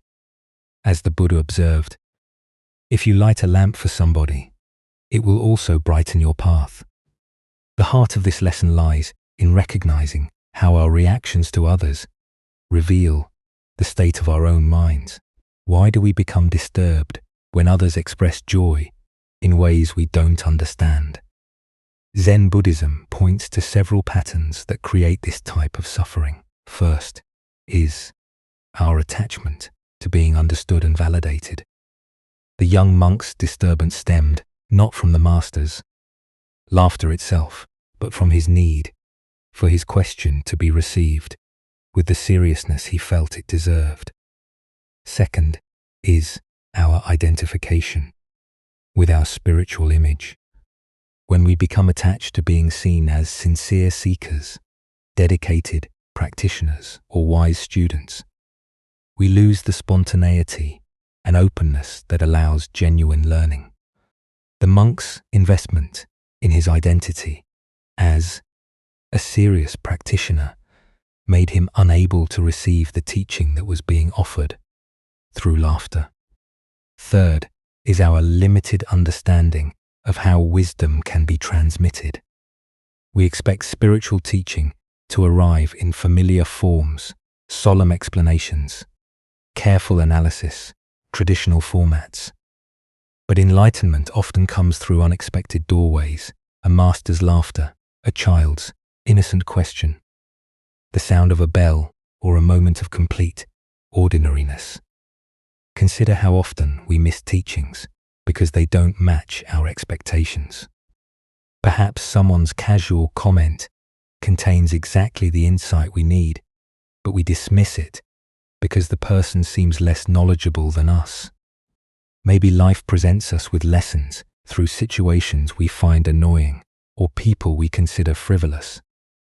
Zen teacher Suzuki Rashi said, "In the beginner's mind, there are many possibilities, but in the expert's mind, there are few." The young monk's expertise had become a barrier to learning. His certainty about how spiritual teaching should look prevented him from receiving the profound lesson being offered through unexpected laughter. The story points us toward a fundamental question. Are we seeking understanding, or are we seeking to be understood? Are we open to wisdom arriving in any form, or do we require it to validate our preconceptions? The Master's laughter was a teaching about the joy inherent in the Dharma itself, the playful, spontaneous, beyond logic nature of awakened understanding. Tonight, as you encounter responses from others that don't match your expectations, can you remember the monk's revelation? Someone's laughter when you expected seriousness, their casualness when you hoped for depth, or their joy when you felt the situation called for gravity might contain teachings you haven't yet recognized. Buddha spoke of this when he said, "Thousands of candles can be lighted from a single candle, and the life of the candle will not be shortened. Happiness never decreases by being shared." The Master's laughter was not diminishing the Dharma, but celebrating its inexhaustible joy, a joy the monk discovered he could share rather than resist. As we continue our journey through the wisdom of Zen Buddhism, let us explore a story about transforming our relationship with suffering. This is the tale of the salt and the lake. In a quiet monastery, nestled among rolling hills, there lived an aging master renowned for his patience and wisdom. Among his students was a young apprentice whose heart had become heavy with complaints about life's difficulties. Each morning, the apprentice would arrive with fresh grievances. "Master, why is life so hard? Yesterday my meditation was disturbed by noise. Today, my back aches from the hard floor. When will this suffering end?" His voice carried the weight of someone who had catalogued every small discomfort until they had grown into an overwhelming burden. The master listened with infinite patience. But as days turned to weeks, he recognized that words alone would not shift his student's perspective. One crisp morning, as golden sunlight streamed through their simple dwelling, the master made an unusual request. "My dear student," he said gently, "I need you to go to the kitchen and bring me some salt. Just a handful will suffice." The apprentice, puzzled by the simple task, nonetheless obeyed. He returned with cupped palms containing coarse, white crystals. "Now," the master instructed, producing a small glass of water, "place all of that salt into this glass and drink it." The young man hesitated. "Master, that seems like far too much salt for such a small amount of water." "Trust the process," the master replied. "Drink." The apprentice poured the salt into the glass, watching the crystals dissolve into a cloudy, unappetizing mixture. He lifted it to his lips and took a large gulp, immediately grimacing as the intensely bitter taste filled his mouth. "How does it taste?" the master asked. "Bitter," the apprentice spat. "Terribly, overwhelmingly bitter. I can barely stand it." The master chuckled softly. "Excellent. Now, bring that same amount of salt and come with me." Together, they walked in contemplative silence until they reached the shores of a pristine mountain lake. The water stretched before them like a mirror, reflecting the sky so perfectly that it was difficult to tell where earth ended and heaven began. "Now," the master said, "place this handful of salt into the lake." The apprentice waded into the shallow water and opened his hands, watching as the salt crystals scattered across the lake's surface, quickly dissolving, without leaving any visible trace. "Drink from the lake," the master instructed. The young man cupped the lake water in his hands and brought it to his lips. The water was clean, refreshing, with the pure taste of mountain streams. "How does it taste?" the master asked. "Matcha," the apprentice replied, genuinely surprised. "Clean and pure." "Do you taste the salt?" the master inquired gently. The student paused, paying careful attention. "No," he said slowly, "I don't taste any salt at all." The master sat beside his student on a smooth stone at the water's edge. His weathered hands reached out to clasp the young man's hands in profound tenderness. "My dear student," the master said, "the pain of life is pure salt. No more, no less. The amount of pain in existence remains constant, but the amount of bitterness we experience depends entirely on the container we put that pain into." The apprentice listened with new understanding. "When you are in pain," the master continued, "the only thing you can truly control is your response. You can choose to be a small glass where every grain of salt overwhelms your senses, or you can choose to enlarge your sense of things to become like this vast lake where the same salt dissolves harmlessly into something much greater." The master paused. "Stop being a glass, my friend. Become a lake. The Buddha once said, 'Pain is certain. Suffering is optional.' This fundamental teaching reveals the heart of our relationship with difficulty. We cannot eliminate the challenges woven into human existence, but we have tremendous power over how that pain affects us.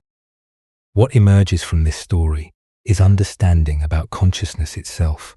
Our awareness is not fixed in size. It can contract into the narrow confines of a glass, where every difficulty looms enormous, or it can expand into the spaciousness of a lake, where the same difficulties become manageable. Why do we often choose to be the glass rather than the lake? First is our tendency toward pain myopia, becoming so focused on discomfort that it fills our entire awareness. Second is our habit of story proliferation, taking a single painful event and creating elaborate narratives about how unfair life is. Third is the comparing mind, measuring our pain against an imaginary standard of how life should be. The lake perspective doesn't minimize genuine pain or suggest passivity. Rather, it offers a skillful way of relating to inevitable challenges that doesn't compound them with unnecessary suffering. From lake consciousness, we can respond to problems more creatively because we're not overwhelmed. Zen master Thich Nhat Hanh taught, "Thanks to impermanence, everything is possible." From the lake perspective, we remember that everything arises and passes away within the vast space of awareness.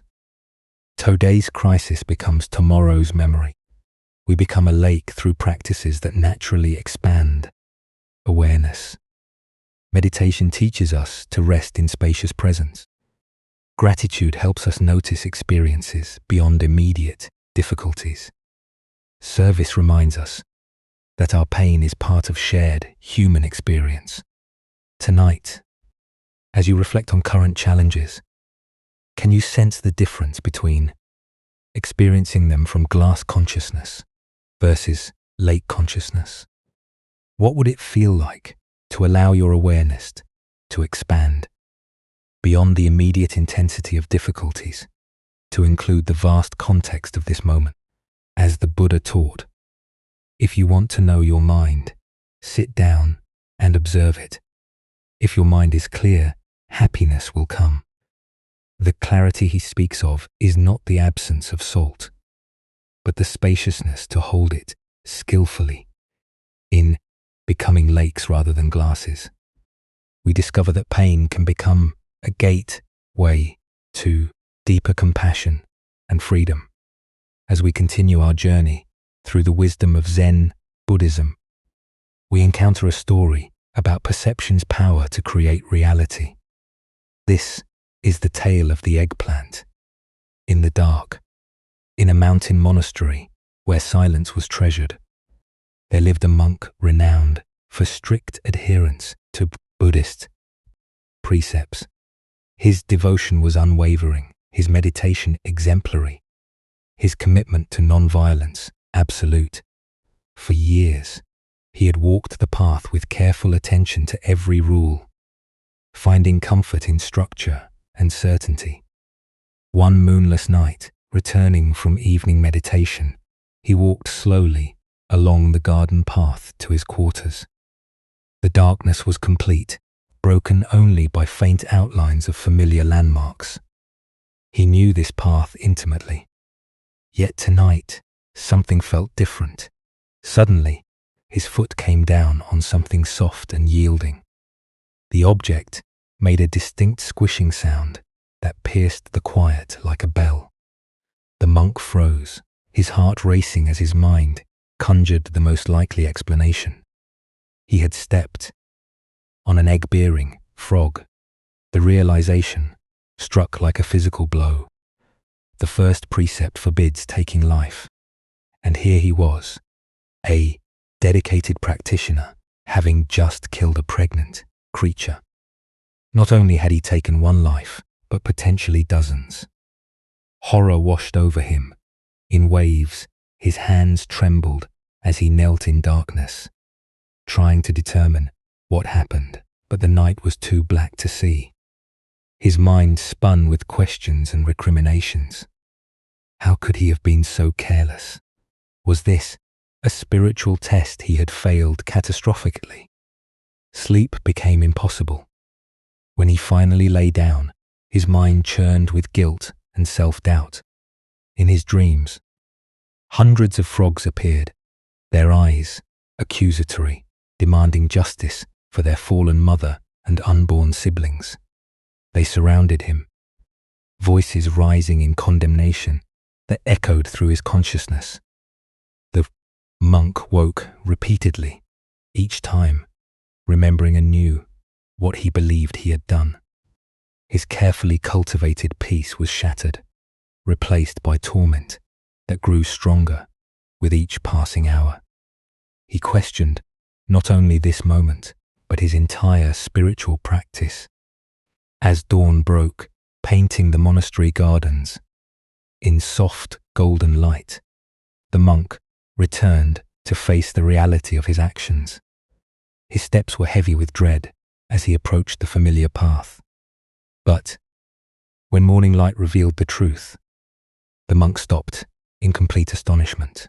There lay not the remains of a frog, but an overripe eggplant that had fallen from the monastery garden. The purple vegetable had split open when he stepped on it, creating the squishing sound that triggered his night of anguish. In that moment extraordinary happened. The monk felt a sudden shift in understanding that went far beyond relief. For the first time, in years of study, he truly grasped the teaching that there is no objective world. His entire night of suffering had been created not by external reality, but by his mind's interpretation of an ambiguous experience. Standing in the garden, looking at the harmless eggplant, the monk finally understood how to practice Zen. It wasn't about perfect adherence to rules or avoiding all error. It was about seeing clearly, without the distortions of assumption and mental elaboration. The Buddha once said, "We are what we think. All that we are arises with our thoughts. With our thoughts, we make the world." This teaching captures what the monk discovered. Our experience of reality is largely created by mental interpretations rather than objective circumstances. The deeper teaching here shows us how powerfully perceptions shape emotional reality. The monk's actual experience was minimal, stepping on something soft in darkness. Everything that followed was generated entirely by his mind's interpretation of that simple sensory event. Why do we construct elaborate stories from incomplete information? Our minds evolved to make rapid assessments for survival, often filling gaps with worst-case scenarios. This mental habit served our ancestors well when danger was immediate and physical, but creates unnecessary suffering when applied to modern psychological situations. Consider how often you step on metaphorical eggplants in the dark. Your friend doesn't return your text immediately, and you assume you've offended them. A colleague seems distant in a meeting, and you convince yourself they're angry about your presentation. Your partner comes home quieter than usual, and you imagine relationship problems that may exist only in your worried mind. Each scenario follows the same pattern. Ambiguous sensory input, followed by mental interpretation, followed by emotional reaction to the interpretation rather than the actual event. We suffer not from what happens, but from what we think about what happens. Zen Master Suzuki Roshi taught, in the beginner's mind, there are many possibilities, but in the expert's mind, there are few. The monk had become an expert in following rules, but a beginner in seeing clearly. His expertise actually became a limitation when it caused him to jump to conclusions based on preconception. This story invites us to examine our tendency toward premature interpretation. How often do we create our own nightmares by assuming the worst about ambiguous situations? How much daily stress comes from responding to imagined scenarios rather than actual circumstances? Tonight, as you encounter the inevitable ambiguities of human interaction, can you remember the monk and the eggplant? When your mind begins constructing stories about unclear situations, can you step back and ask, what do I actually know for certain, and what am I adding through interpretation? Buddhist wisdom reminds us, doubt everything, find your own light. The monk's awakening came not from following external rules more perfectly, but from discovering the clarity that was always available within him. Our next story reveals the difference between technical mastery and true mastery of oneself. This is the lesson of the archer and the bridge. A young man had devoted years to perfecting his skill with the bow and arrow. Day after day, he practiced in all weather conditions. His dedication absolute, his focus unwavering, his technique became flawless, his aim so precise that he rarely missed his target, even at great distances. Word of his remarkable ability spread throughout the region, and he began winning archery contests one after another, each victory feeding his growing pride and confidence. Flushed with success, and perhaps a bit intoxicated by his own reputation, the young archer decided to seek out the ultimate challenge. He had heard whispered stories of an old Zen master who lived high in the mountains, a man renowned not only for his spiritual wisdom, but also for his legendary skill with the bow. I will challenge this old master, the young man thought, and when I defeat him, everyone will know that I am the greatest archer in all the land.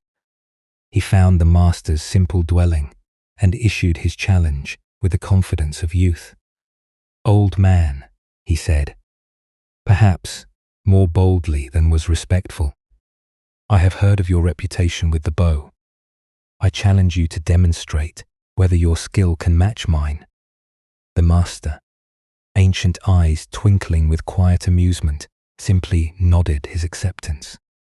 The young archer immediately set up his demonstration. He selected a target at a considerable distance, drew his bow with practice, precision, and let loose his arrow. It flew straight and true, striking the exact center of the bullseye with a satisfying thud. Without pausing, he notched a second arrow, drew, aimed, and fired again. This arrow split the first arrow down its center, a feat of such technical brilliance that few archers in the world could have accomplished it. The young man turned to the master with obvious satisfaction, his chest puffed with pride. "There," he said, gesturing toward his perfect demonstration. "Let's see if you can match that display of skill." The old master looked at the target, then at the young man, and smiled gently. But instead of drawing his own bow, he simply motioned for the archer to follow him. "Come," he said quietly. "Let us find a more suitable place for this demonstration."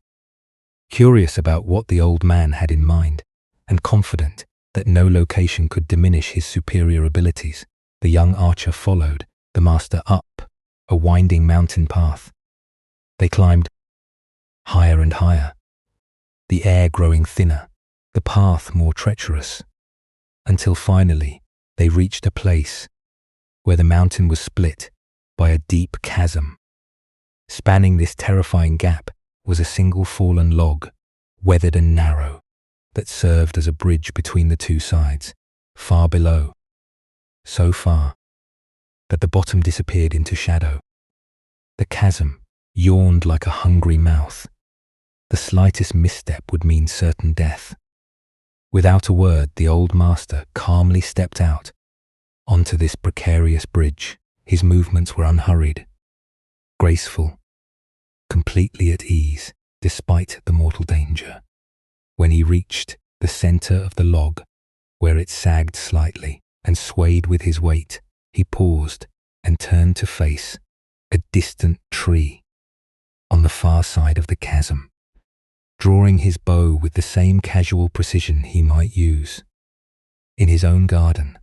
The master took aim and released his arrow. It flew across the void and struck the distant tree with a clean, direct hit, not necessarily more accurate than the young man's shots, but accomplished under conditions that would challenge even the most seasoned warrior.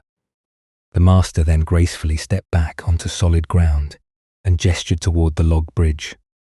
"Now it is your turn," he said simply. The young archer approached the edge of the chasm and looked down into the seemingly bottomless abyss.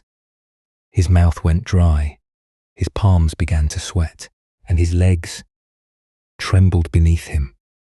The very thought of stepping onto that narrow, unstable bridge filled him with paralyzing terror. The technical skill that had made him so confident suddenly seemed irrelevant. In the face of this primal fear, he tried to force himself forward, but his body refused to obey. His hands shook so violently that he couldn't even grip his bow properly, much less aim with any precision. The steady breathing and focused concentration that had served him so well in controlled conditions completely abandoned him. The master watched this struggle with compassionate understanding. "You have developed great skill with your bow," he observed gently, "but you have little skill with the mind that lets loose the shot. As the Buddha taught, the mind is everything. What you think, you become." This ancient wisdom illuminates the difference between mastery of technique and mastery of the mind that employs the technique. Why do we so often mistake technical proficiency for true mastery? Zen Buddhism points to our tendency to focus on external accomplishments, while neglecting the inner development that makes those accomplishments meaningful. We perfect our skills in controlled environments, but discover our limitations when facing uncertainty, danger, or genuine challenge. The young archer had indeed achieved remarkable technical skill, but only under ideal conditions. When his environment changed, when fear entered the equation, when the stakes became real, when his sense of safety was threatened, his carefully cultivated abilities disappeared entirely. His mastery was revealed to be shallow, dependent on external circumstances, rather than inner stability. Consider your own areas of expertise. How does your competence hold up under pressure? When faced with genuine stakes, unfamiliar circumstances, or emotional challenges, do your skills remain intact, or do they crumble like the young archer's confidence on the bridge? In Zen practice, we cultivate what might be called unshakable presence, the ability to remain centered and effective regardless of external conditions. This doesn't mean eliminating fear or challenge, but developing the inner stability that allows us to function skillfully even when afraid, uncertain, or under pressure. The master's demonstration wasn't about showing superior archery skills. It was about revealing the profound difference between skill that depends on perfect conditions and skill that emerges from inner mastery.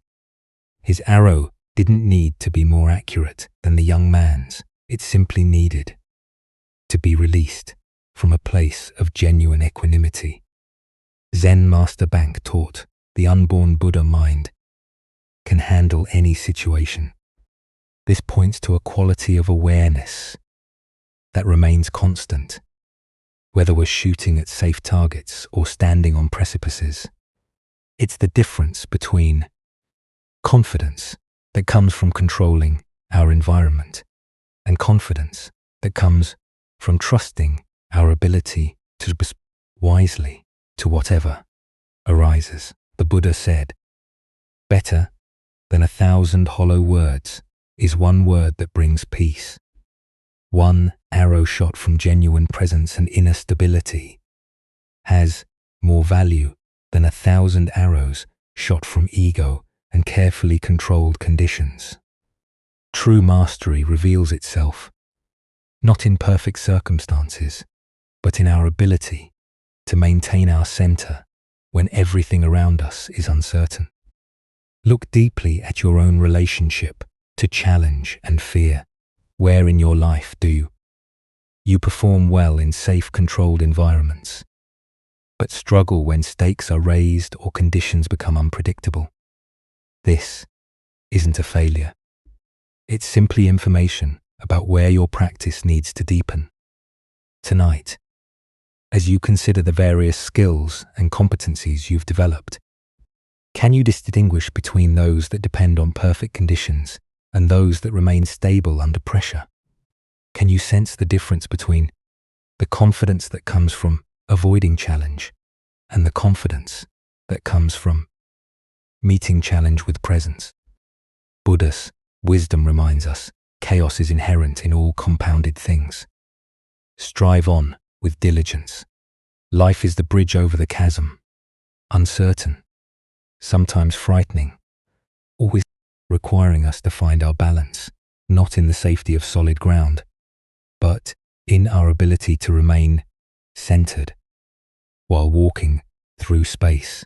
True mastery isn't about perfect aim. It's about maintaining our equilibrium, no matter where we find ourselves standing. Our next story reveals the profound difference between spiritual performance and authentic understanding. This is the teaching of the head that wished to be severed. In the great monastery of Chao, where hundreds of monks gathered daily for meditation and study, the morning routines followed ancient rhythms. After the pre-dawn sitting, as the first light touched the mountain peaks surrounding the monastery, monks would disperse to their various duties.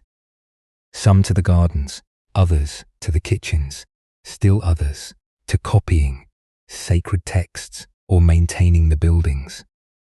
One particular morning, the venerable abbot Chao Chu made his customary walk through the monastery grounds. Checking on the well-being of his students and the condition of their practice, his presence was both gentle and penetrating. Monks never knew when their most casual words might become profound teachings, or when their deepest spiritual insights might be revealed as mere intellectual concepts.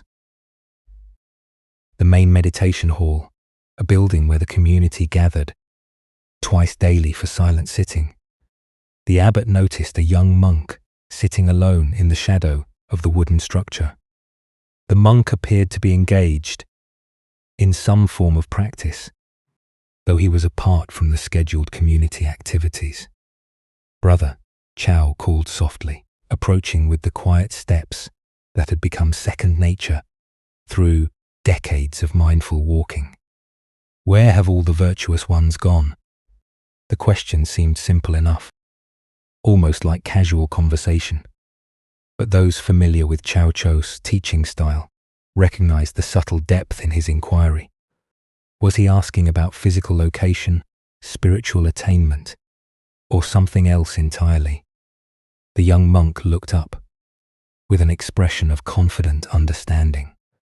He had been at the monastery for several years and prided himself on grasping the essential points of Zen teaching. This seemed like an opportunity to demonstrate his comprehension of the Dharma.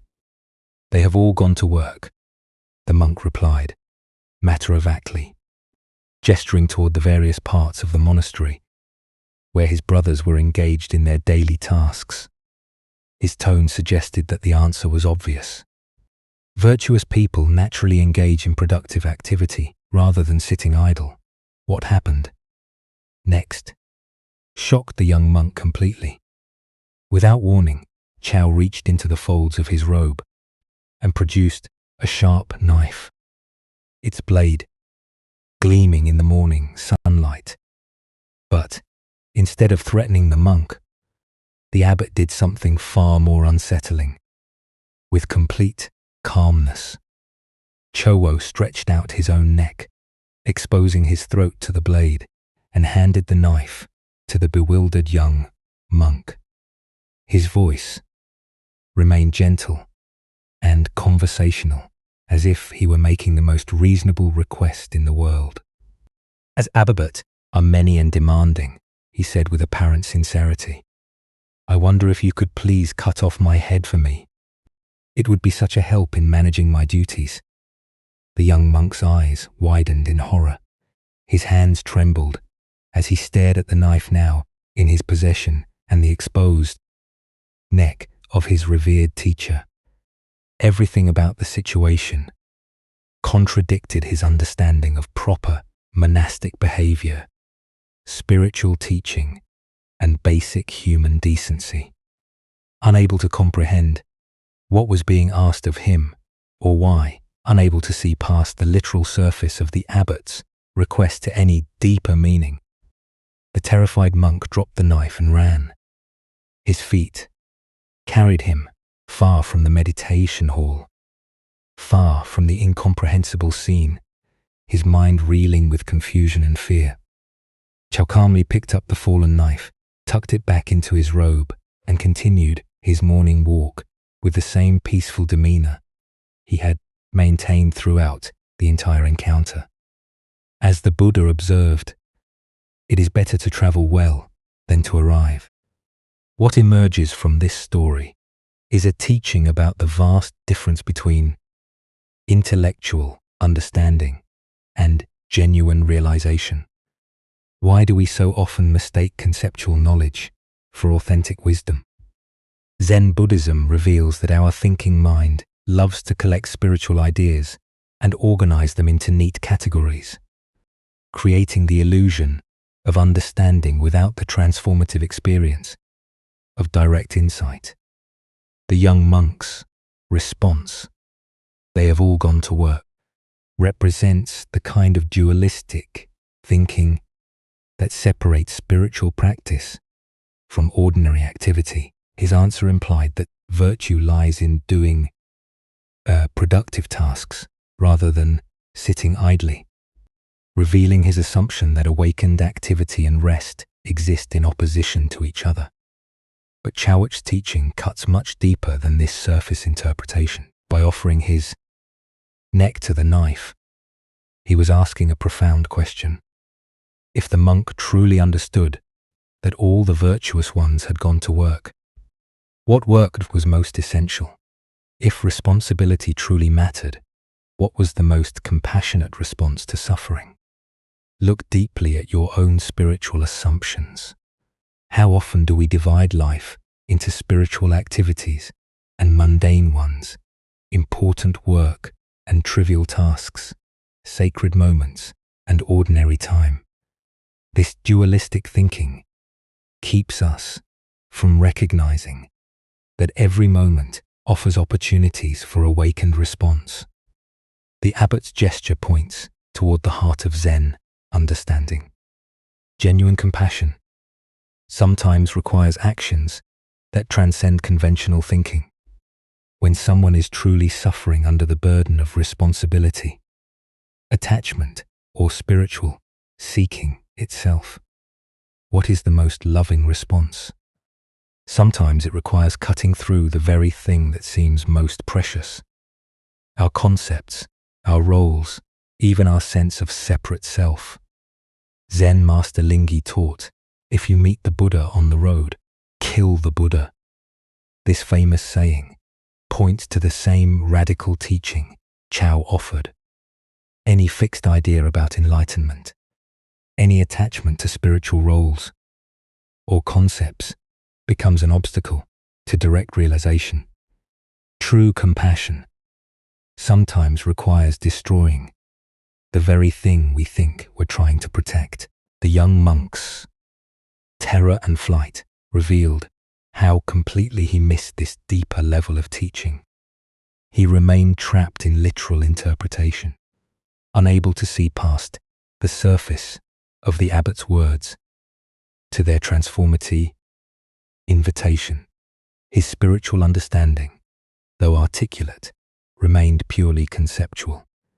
Consider your own relationship to spiritual responsibility and helping others. When someone asks for help with their suffering, do we offer concepts and advice? Or do we respond from a deeper place of understanding? Are we willing to sacrifice our comfortable spiritual positions to meet others exactly where they are? This ancient wisdom illuminates the difference between talking about virtue and embodying it. The monk could identify where virtuous people go and what they do. But when faced with an opportunity for radical compassion, he fled. His knowledge remained divorced from spontaneous awakened action. In Zen practice, we cultivate what's called great doubt, a willingness to question even our most cherished spiritual understandings. This doubt isn't cynicism, but openness to discoveries that transcend our current conceptual frameworks. Are we prepared to have our spiritual certainties challenged, even destroyed, if it serves awakening? Tonight, as you encounter opportunities to help others with their burdens, can you sense the difference between offering what you think they need and responding from genuine understanding? Can you feel how true compassion sometimes requires cutting through your own comfortable assumptions about what constitutes appropriate spiritual behavior? Buddha spoke of this when he said, "In caring for others, you care for yourself. In caring for yourself, you care for others." The abbot's offer to sacrifice his own head points toward this non-dual understanding. When we truly see interconnection, the boundaries between self and other, helper and helped begin to dissolve into spontaneous compassionate action. Let us now turn to a tale about the nature of seeking and finding. This is the master sculptor's discovery. In a bustling stone quarry beneath towering mountains, a master sculptor moved among the marble blocks with the practiced eye of one who had spent decades coaxing beauty from stone. The morning sun cast golden light across the quarry, illuminating countless blocks that seemed to whisper their stories to him. "Aha," he would say, running his weathered hands across smooth surfaces. "There is a heroic figure, locked in that piece, and a saint trapped inside that other one." His reputation had grown precisely because of this gift, his ability to sense what he called the suchness of every stone, to see beyond raw material to its true nature, waiting to be released. But on this morning, the sculptor's heart carried a different weight. For over 40 years, he had been searching for something special, the perfect block from which he could create his masterwork, a glorious statue of the Buddha. His energies were waning. Now, and still, this elusive Buddha block remained hidden from him. He had traveled to great quarries around the world, consulted experts, hired specialists to scour remote areas. Yet nowhere could he find that one perfect slab that would allow him to release the most perfect likeness of Buddha. Feeling the weight of his lifelong quest, the sculptor sought consolation from a local Zen priest who headed a small temple at the end of his street. The temple was modest, with a peaceful courtyard where a stone well sat, surrounded by carefully tended moss. "Master," the sculptor said, bowing deeply, "I have searched for 40 years for the perfect stone from which to carve the Buddha. My life's work remains incomplete." The priest listened with kind eyes, then smiled gently. "No problem," he said with such simplicity that the sculptor felt both confused and hopeful. "Do you mean you can tell me where I might find the perfect material from which I can release the Buddha of my dreams?"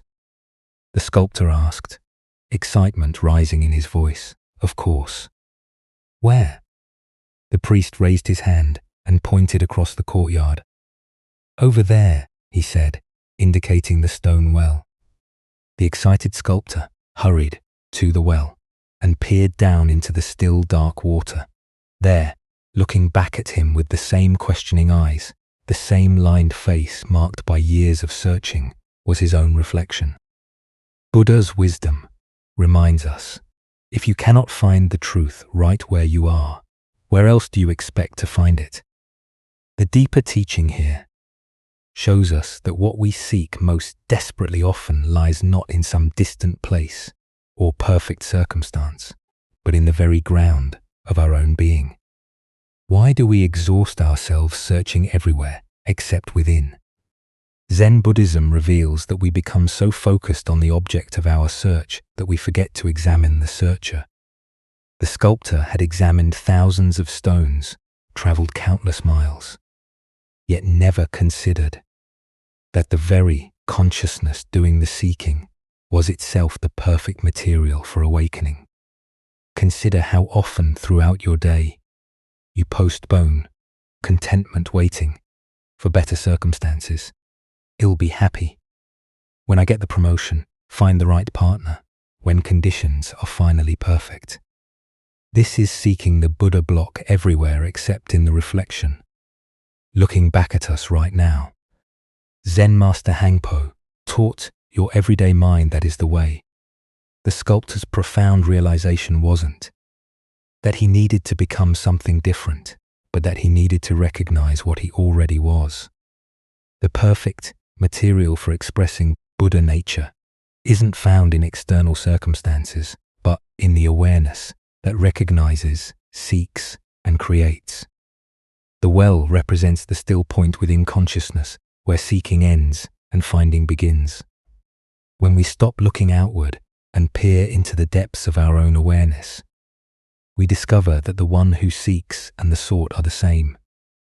In Zen practice, we speak of original face, the essential nature that exists before conditioning.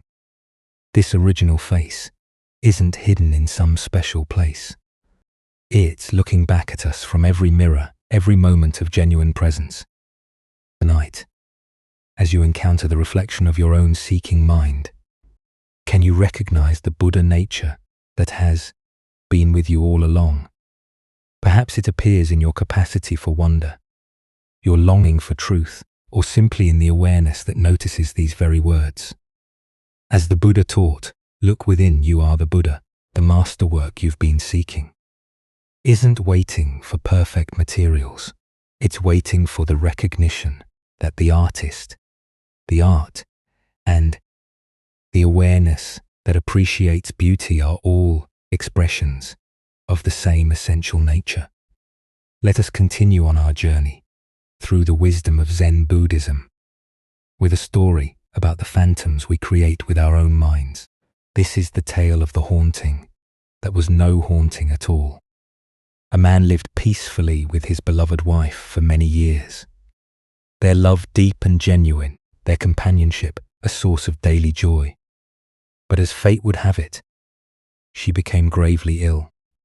As she lay on her deathbed, her breathing shallow and her strength fading, she grasped her husband's hand with surprising force.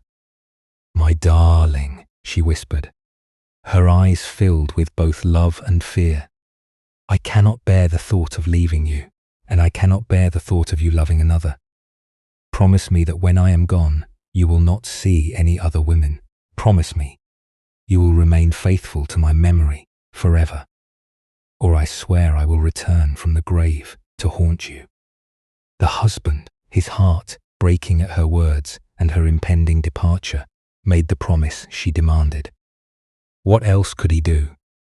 In that moment of grief and love, he would have agreed to anything to ease her suffering and honor their bond. For several months after her death, the widower kept his word. He avoided social gatherings, declined invitations, and turned away from any possibility of female companionship. His world became small and lonely, filled only with work and memories. But as time passed, and the sharpest edge of grief began to soften, he found himself drawn back into the world of the living. It was at a local market that he met her, a kind woman with gentle eyes and a warm smile. Despite his promise to his deceased wife, he found himself drawn to this new person. Conversations led to friendship. Friendship deepened into affection, and eventually, despite his guilt and internal conflict, he fell in love again. The night he and his new love became engaged, his worst fears materialized. As he lay in bed, the room suddenly grew cold, and there before him stood the unmistakable figure of his dead wife. Her face was pale with anger, her eyes blazing with accusation. "You have broken your promise to me," she said, her voice carrying the chill of the grave. "You have betrayed our love and dishonored my memory." But what truly terrified the man was not just her appearance. It was her impossible knowledge. Night after night, she would return to torment him, recounting in perfect detail everything that had transpired between him and his fiancée. She would repeat their conversations, word for word, describe their private moments, reveal their most intimate exchanges. Nothing remained hidden from this ghostly presence. The haunting became so intense that the man could no longer sleep. Dark circles formed under his eyes, his hands shook constantly, and his new relationship began to suffer under the weight of his terror and exhaustion. Desperate for relief, he sought out a Zen master who lived in a small temple near the village. "Master," the man said, his voice trembling as he recounted his story, "my dead wife's ghost appears to me every night. She knows everything I do, everything I say. She repeats our conversations exactly as they happened. I am being driven to madness." The old master listened carefully, stroking his beard thoughtfully. When the man finished his account, the master smiled knowingly. "This is indeed a very clever ghost," he said. "You should admire such supernatural wisdom, but I will tell you exactly what to do when she appears tonight." That evening, as the room grew cold and the familiar figure materialized, the man followed the master's instructions. "Precisely, you are truly a wise and all-knowing spirit," he said to the ghost. "You see everything I do and know everything I think. Since you possess such incredible powers, and I can hide nothing from you, surely you can answer one simple question for me." "Ask your question," the ghost replied coldly. The man reached down to a large bag of beans that sat near his bedside table. He scooped up a handful and held his closed fist toward the apparition. "Tell me exactly how many beans I am holding in my hand right now." The ghost opened her mouth to speak, but no words came. Her form began to waver, becoming translucent around the edges. For the first time since her appearances began, she looked uncertain, even confused. I cannot," she stammered, and then, like morning mist touched by sunlight, she simply vanished. The ghost never returned again, and the man was finally free to live his life in peace. Buddha's wisdom reminds us, we are what we think. All that we are arises with our thoughts. With our thoughts, we make the world. The deeper teaching here shows us how powerfully our minds can create seemingly real experiences from nothing but guilt, fear, and unresolved emotions. Why do we give such power to the ghosts of our own making? Zen Buddhism reveals that much of our suffering comes not from external forces, but from the phantoms we create through our own psychological patterns. The ghost in this story was nothing more than the man's own guilt and conditioning, projected outward and given form by his tormented mind. Consider how often in your own life you are haunted by voices that seem to know your every move, that judge your every decision, that remind you of promises you've broken or standards you failed to meet. These internalized critics often speak with the voices of people from our past, parents, teachers, former partners. But their power comes entirely from our own minds, giving them substance. The man's ghost could recite his conversations perfectly because it was his own memory playing them back to him. It knew his private moments because it was created by his own consciousness. It appeared when his guilt was strongest because guilt was its very substance. The ghost was real in its effects, but had no independent existence. In Zen practice, we learn to distinguish between what is actually present and what our minds are adding to the situation. The man was genuinely in love with a new person, but his conditioning told him this was a betrayal. His deceased wife was genuinely gone, but his unprocessed grief and guilt kept her psychologically present. The master's solution was brilliant in its simplicity. By asking the ghost to know something that existed only in the present moment, something the man's own mind couldn't possibly know, he revealed the phantom's true nature.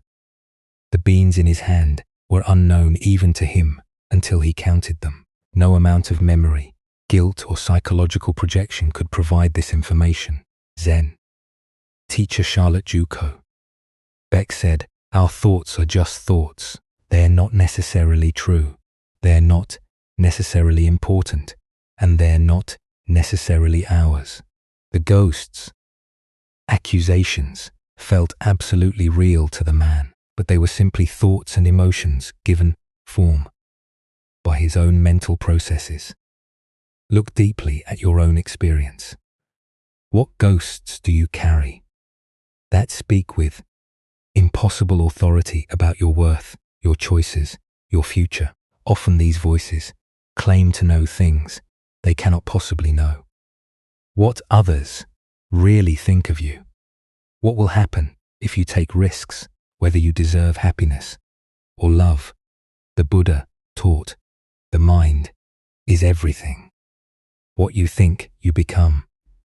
When we understand that we are constantly creating our experience through the stories we tell ourselves, we begin to see that we also have the power to question these stories, to test their validity, to challenge their authority over our lives.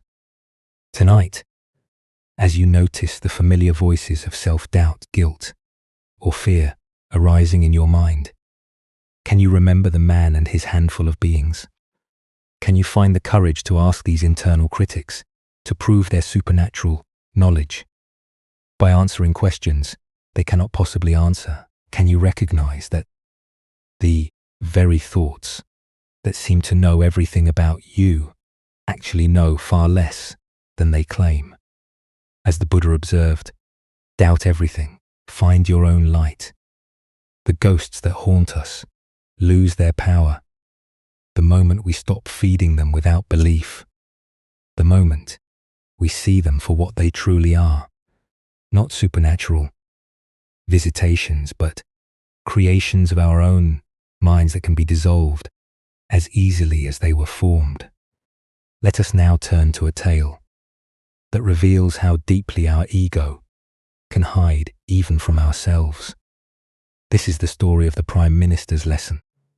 In the grand capital of the Tang dynasty, where golden palaces rose toward heaven, and scholars debated philosophy in moonlit gardens, there lived a man of extraordinary accomplishments. The Prime Minister had earned his position through brilliance in both statecraft and military strategy. Unfold, defending the empire from invaders while crafting policies that brought prosperity to millions.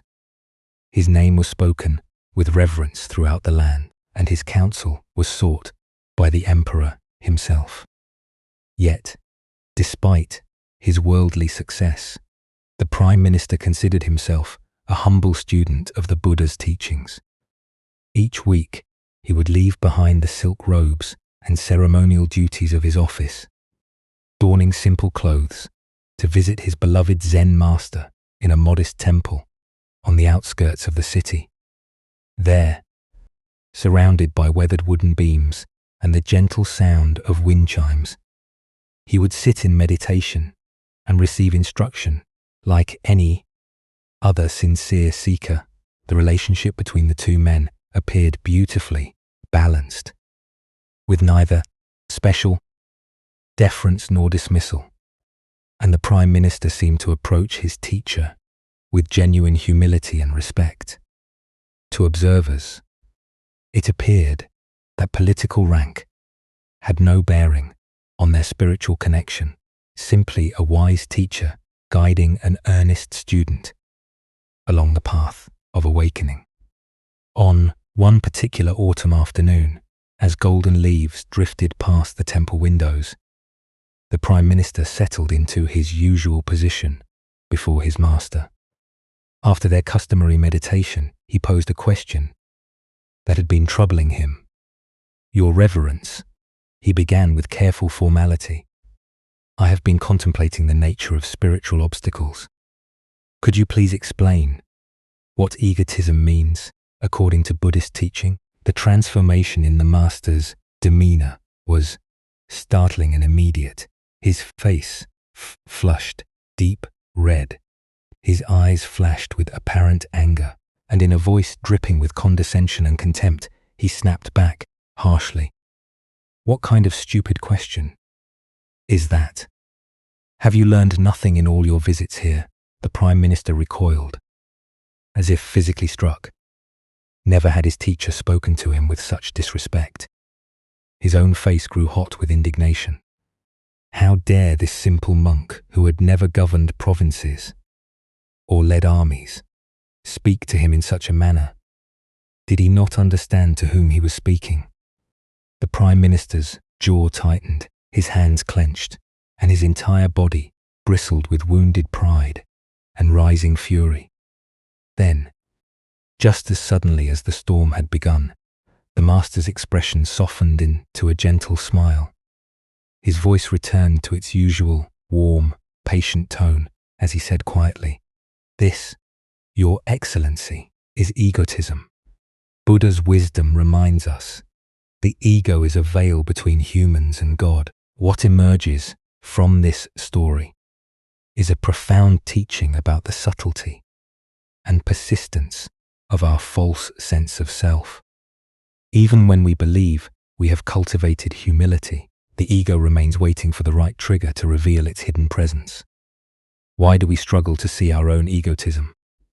Zen Buddhism teaches that the ego is like our own shadow, always present, but rarely noticed because we're looking in the wrong direction. The ego is particularly clever at disguising itself in spiritual clothing. We can practice meditation for years, study sacred texts, and even develop genuine compassion, all while maintaining a subtle sense of spiritual superiority or specialness. The Prime Minister's ego wasn't obvious in his daily spiritual practice. He appeared humble, respectful, and sincere.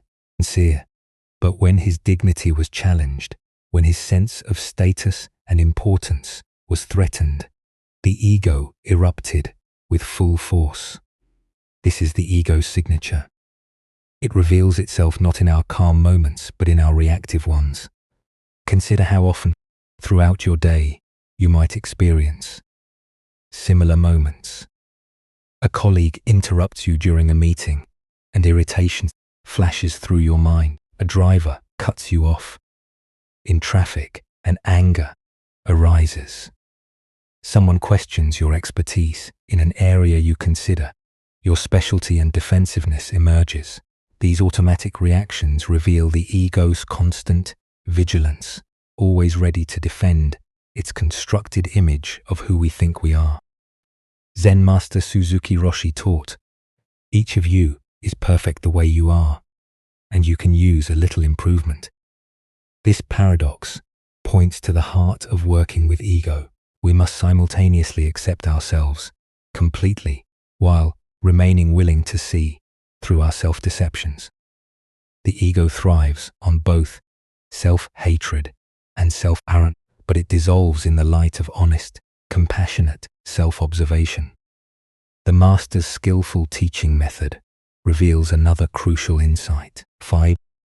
Sometimes the most effective spiritual instruction comes not through gentle guidance, but through direct confrontation with our unconscious patterns.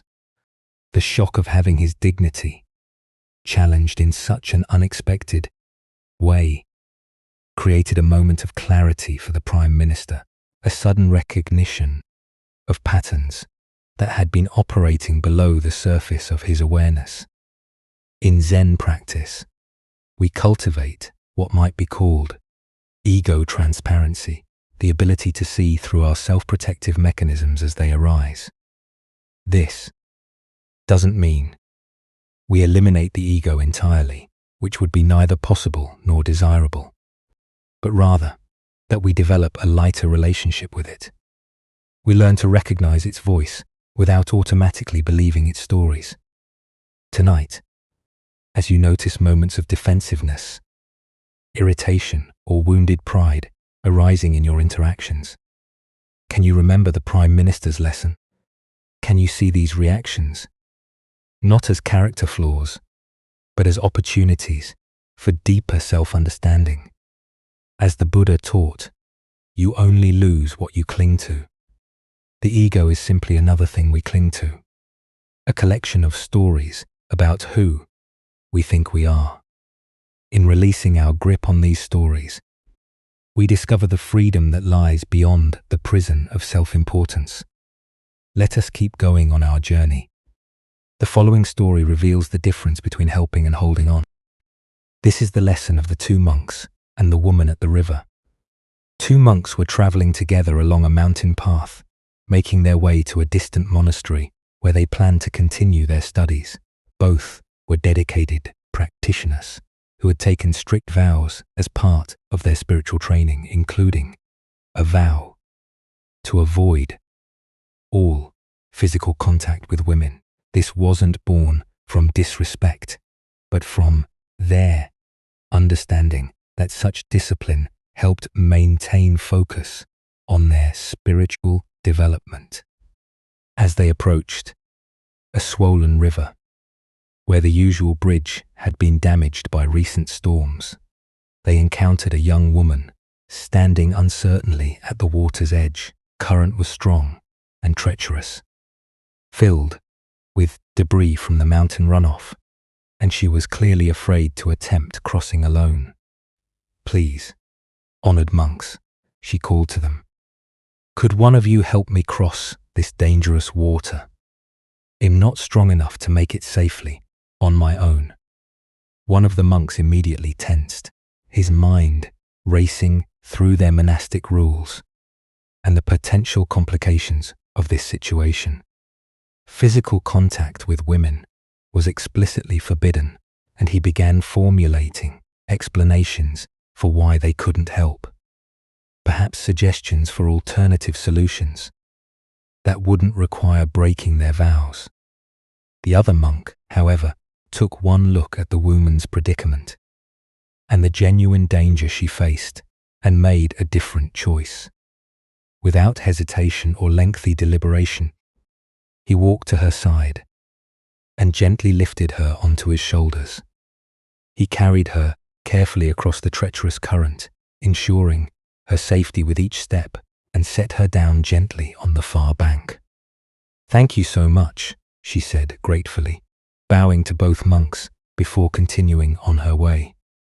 The two monks resumed their journey, but the atmosphere between them had changed dramatically. The first monk walked in increasingly agitated silence, his mind churning with thoughts about what he had witnessed. As the hours passed, his internal tension grew until finally, he could no longer contain his distress. "Brother," he burst out, unable to hold his silence any longer, "I cannot understand your behavior back at the river. Our spiritual training explicitly teaches us to avoid any physical contact with women. Yet, you picked that woman up onto your shoulders and carried her across the water. How could you so blatantly violate our sacred vows?" And responded with perfect simplicity, "Brother, I set her down on the other side of the river hours ago, but you are still carrying her. Buddha's wisdom teaches us holding on to anger is like grasping a hot coal with the intent of throwing it at someone else. You are the one who gets burned.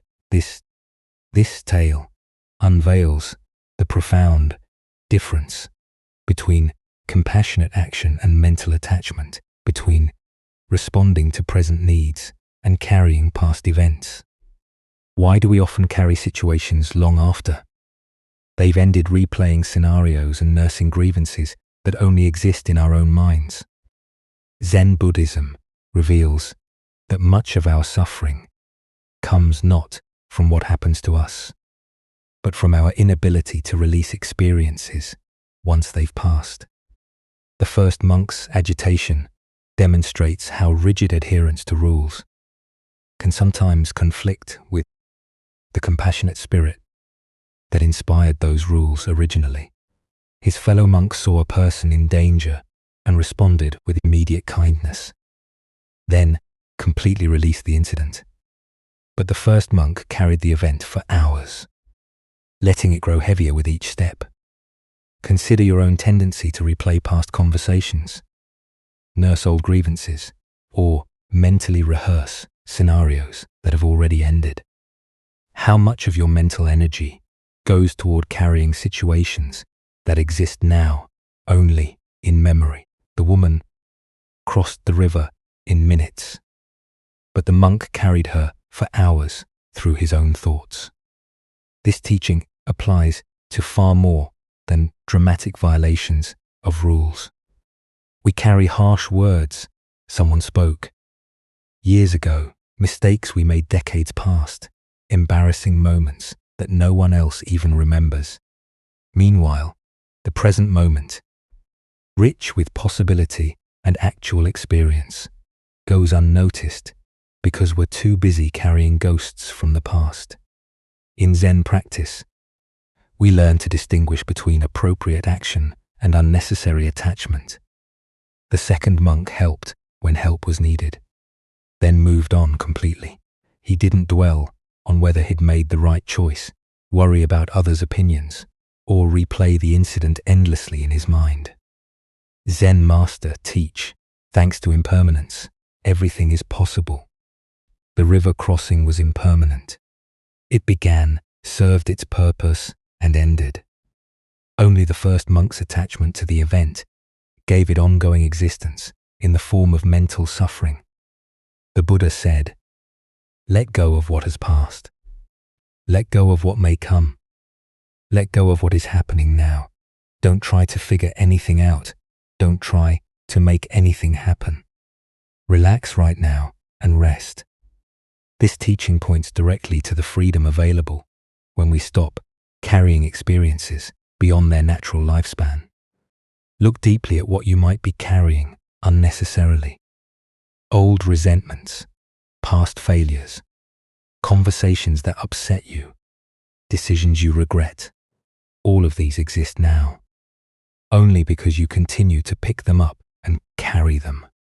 What would it feel like to set them down? The irony is profound. The monk who actually broke the rule experienced no suffering from it, while the monk who maintained perfect rule, observance, created hours of agitation for himself. This reveals that suffering often comes not from our actions, but from our thoughts about our actions. Tonight, as you notice your mind returning to past events, old grievances, or situations that have already ended, can you remember the wise monk's example? Can you practice setting down whatever you've been carrying unnecessarily, discovering the lightness that comes from traveling through life without the burden of yesterday's experiences? As Buddha's wisdom reminds us, in the end, only three things matter: how well we have lived, how well we have loved, how well we have learned to let go. True spiritual practice isn't about perfect rule following, but about responding appropriately to what's actually present, then releasing it completely to make space for whatever comes next. As we continue our journey through the wisdom of Zen Buddhism, let us turn to a teaching about the temporary nature of all our possessions and possessions. This is the story of the inn that calls itself a palace. In ancient India, a renowned spiritual teacher had spent many years wanderings from village to village, sharing the Buddha's teachings with anyone who would listen. His reputation for wisdom and compassion had spread throughout the land, reaching even the ears of kings and nobles. One day during his travels, he arrived at the capital city of a great kingdom, where a magnificent palace rose above the bustling streets like a jeweled crown. The palace was truly a wonder to behold. Its walls were constructed of the finest marble, inlaid with precious stones that caught and reflected the sunlight in brilliant cascades of color. Gardens filled with exotic flowers and flowing fountains surrounded the structure, and guards in gleaming armor stood at attention throughout the grounds. It was clearly the dwelling of someone who commanded immense wealth and power. The spiritual teacher approached the main entrance with the same calm dignity he brought to every encounter, whether with kings or beggars. The guards, recognizing him by his simple robes and serene presence, made no move to stop him. Word of his arrival had preceded him, and they had been instructed to allow him passage. Walking through corridors lined with silk tapestries and golden statues. The teacher made his way directly to the throne room, where the king sat, upon an elaborately carved chair, elevated above the marble floor. Courtiers, in fine clothes, gathered around the throne, their jeweled ornaments glinting in the light from tall windows. The king, a middle-aged man, wearing robes of deep purple silk and a crown of gold and diamonds, looked up as the teacher entered. He had been expecting this visit, though he wasn't entirely sure what to expect from their encounter. "What do you want?" the king asked, directly, his voice carrying the authority of someone accustomed to immediate answers and unquestioning obedience. The teacher bowed respectfully, but spoke with quiet confidence. "Your Majesty, I would like a place to sleep in this inn." A ripple of surprise moved through the assembled courtiers. The king's eyebrows rose, and his expression shifted from curiosity to confusion. "But this is not an inn," the king replied, gesturing to the opulent surroundings. "This is my palace. I am the ruler of this kingdom, and this has been the seat of royal power for generations." The teacher nodded thoughtfully, as if considering this information carefully. "I see. May I ask your Majesty who owned this palace before you?" "My father," the king replied, his tone becoming slightly defensive. "He ruled here for 30 years before his death. This palace was his seat of power, as it is now mine." "Ah," the teacher said with genuine interest. "And who owned it before him?" "My grandfather," the king answered, beginning to sense where these questions might lead. "He too ruled from this throne. He also is dead." The teacher paused, allowing the weight of these words to settle in the vast throne room. The courtiers had grown quiet, sensing the profound direction of this unusual conversation.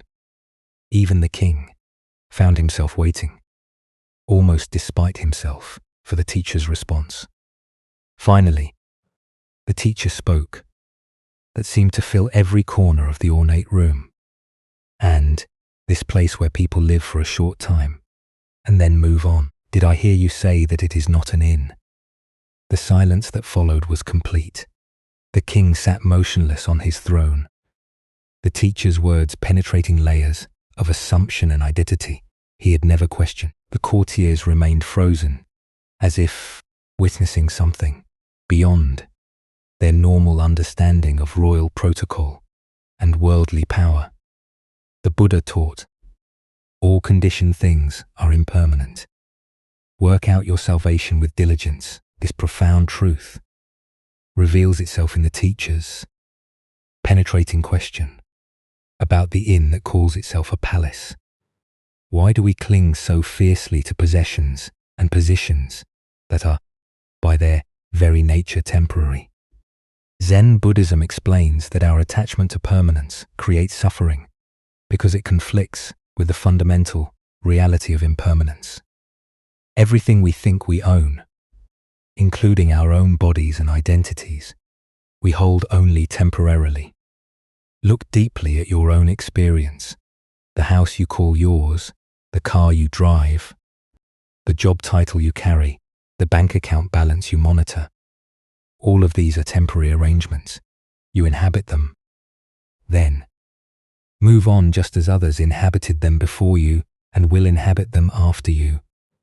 This doesn't mean we should become indifferent to our responsibilities or careless with our possessions. Rather, it invites us to hold them more lightly, recognizing their transient nature. The king's palace was indeed magnificent and served important functions, but it was also unmistakably an inn where occupants stayed temporarily before departing. The deeper teaching here shows us how identification with temporary roles creates unnecessary suffering. When we forget the impermanent nature of our positions, whether as parent, professional, homeowner, or even student of Zen, we create anxiety trying to maintain what cannot be permanently maintained. consider your own attachments. Perhaps it's your professional identity, your relationships, your health, or your spiritual achievements. Each of these is precious and worthy of care, but each is also subject to change. The executive becomes retired, the parent becomes empty nester, the student becomes teacher, the healthy person faces illness. These transitions are not failures, but natural expressions of impermanence. Vietnamese Zen master Thich Nhat Hanh taught, "Thanks to impermanence, everything is possible." This teaching reframes impermanence from something to fear into something to celebrate, because nothing lasts forever. Suffering states can transform into joy, closed hearts can open to love, and even the most entrenched patterns can shift toward wisdom. In Zen practice, we cultivate what's called non-attachment, caring deeply while holding lightly. This doesn't mean we become cold or indifferent, but that we learn to love without clinging, to work without grasping, and to enjoy without demanding permanence. The spiritual teacher's insight pierces through the illusion that any of us are permanent owners of anything. We are all temporary guests in the inn of existence, borrowing our roles and possessions for the brief time we inhabit them. This recognition can bring either despair or profound liberation, depending on how we receive it. Buddha spoke of this when he said, "Everything is impermanent. Try to accomplish as much virtue as possible." This teaching encourages us not to waste our temporary time in the inn, but to use it wisely, cultivating love, wisdom, and compassion while we have the opportunity. Tonight, as you rest in your own temporary dwelling, surrounded by your own temporary possessions, can you feel the profound freedom that comes with recognizing their transient nature? Can you sense how this recognition might actually increase your appreciation rather than diminish it? As the Buddha taught, of all footprints, that of the elephant is supreme. Similarly, of all meditative themes, that on death is supreme. By remembering the temporary nature of our stay in this inn called life, we discover the urgency and preciousness of each moment we are given to practice love and awareness. Let us continue on our journey with a story about how our inner landscape shapes our outer experience. This is the tale of the two towns in a bustling marketplace where merchants hawked their wares and travelers stopped to rest on their journeys. A wise Zen master had established a modest tea stall. People came not only for refreshment, but for the master's practical wisdom to those facing life's transitions and uncertainties. Two different men approached the master's stall, each carrying the same question, but embodying very different energies. Both were considering major life changes. Both were strangers to this place, and both sought guidance about whether this town might become their new home. The first man arrived with a tense expression, his shoulders carrying the weight of accumulated frustrations. As he approached the tea stall, his eyes darted around suspiciously, already assessing and finding fault with what he observed. "I'm thinking of moving to this town," he announced without preamble. "What's it like?" The Zen master looked at the man with gentle attention, noting not just his words, but the quality of energy he brought to the question. Rather than offering immediate description, the master asked his own question. "What was your old town like?" The first man's response came quickly, as if he had rehearsed these complaints many times. "It was dreadful," he said, with obvious bitterness. "Everyone was hateful and unfriendly. The neighbors were inconsiderate, the shopkeepers were rude, and the whole place was full of selfish, unpleasant people. I couldn't stand it there anymore. The master nodded thoughtfully, his expression remaining compassionate despite the negativity pouring from his visitor. This town is very much the same, he replied simply. I don't think you should move here. The first man's face darkened with disappointment and frustration. Without another word, he turned and walked away, muttering under his breath about how this place was probably just as bad as everywhere else. Shortly after the first man departed, the second traveler approached the tea store. His manner was notably different, relaxed, curious, and open. His eyes took in the surroundings with appreciation rather than judgment. And when he smiled at the master, it seemed to come from a place of warmth. Thinking of moving to this town, he said cheerfully. What's it like? The master regarded this second visitor with the same careful attention he had given the first, again, choosing to learn more before offering his assessment. What was your old town like? He asked. The second man's face lit up as he considered the question. It was wonderful, he said, with obvious fondness. Everyone was so friendly and helpful. My neighbors looked out for each other. The local merchants knew everyone by name, and there was a real sense of community. I was very happy there. I'm only considering a change because I'm looking for new adventures and opportunities. The master smiled knowingly. This town is very much the same, he told the second man.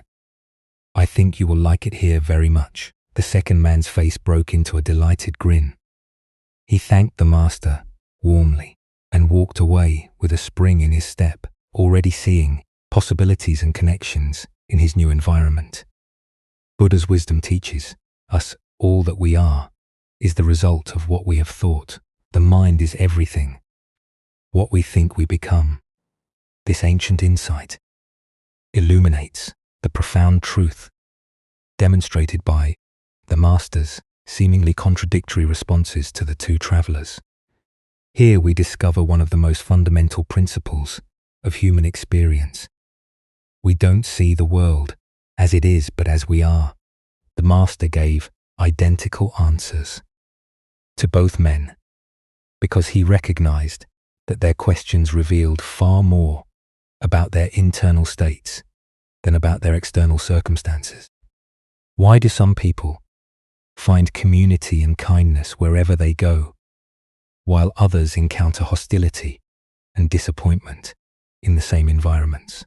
Buddhist psychology explains that our perceptual filters, shaped by our habitual mental patterns, literally create our experienced reality. We notice evidence that confirms our existing beliefs, while filtering out information that contradicts them.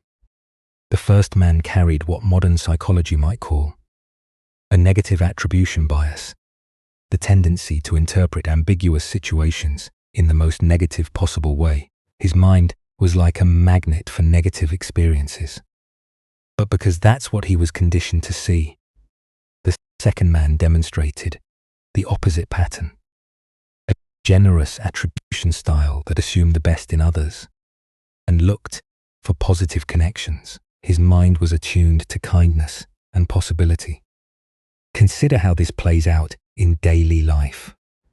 Two people can work in the same office and have completely different experiences.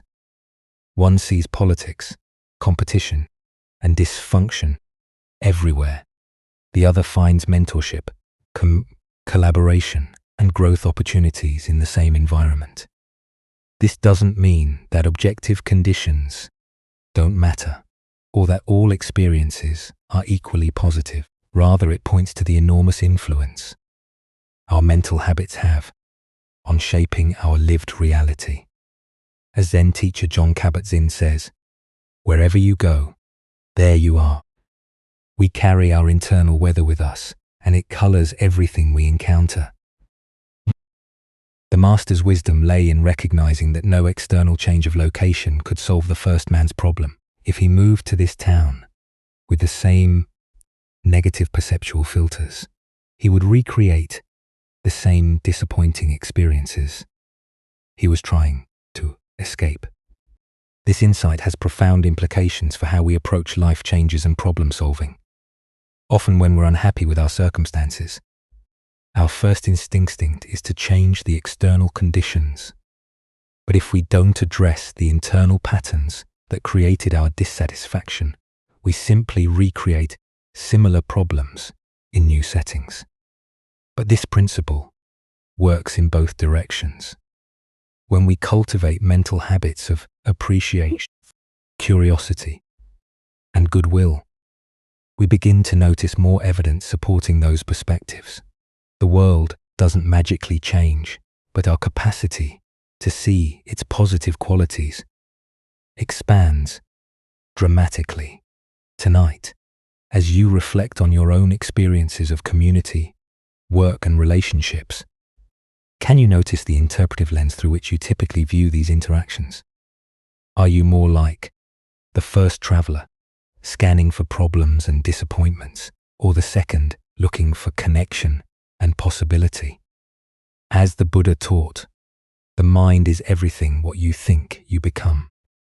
The most powerful tool for transforming our external experience lies not in changing our circumstances, but in changing the quality of awareness we bring to whatever circumstances we encounter. As we continue our journey through the wisdom of Zen Buddhism, let us explore a story about the paradox of absolute truth. This is the lesson of the hermit and the contradictory teaching.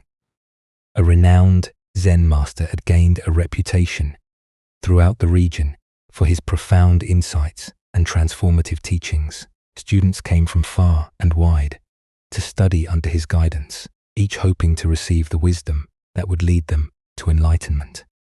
Among all his teachings, there was one that he considered his greatest and most fundamental insight. Buddha is your own mind.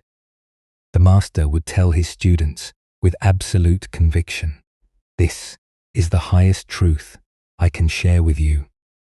Stop looking outside yourself for what you already possess. Stop seeking in temples and books what is already present in your own consciousness. Buddha is your own mind. Realize this, and you will be free." One young monk was so deeply moved by this teaching that it seemed to illuminate everything he had been searching for.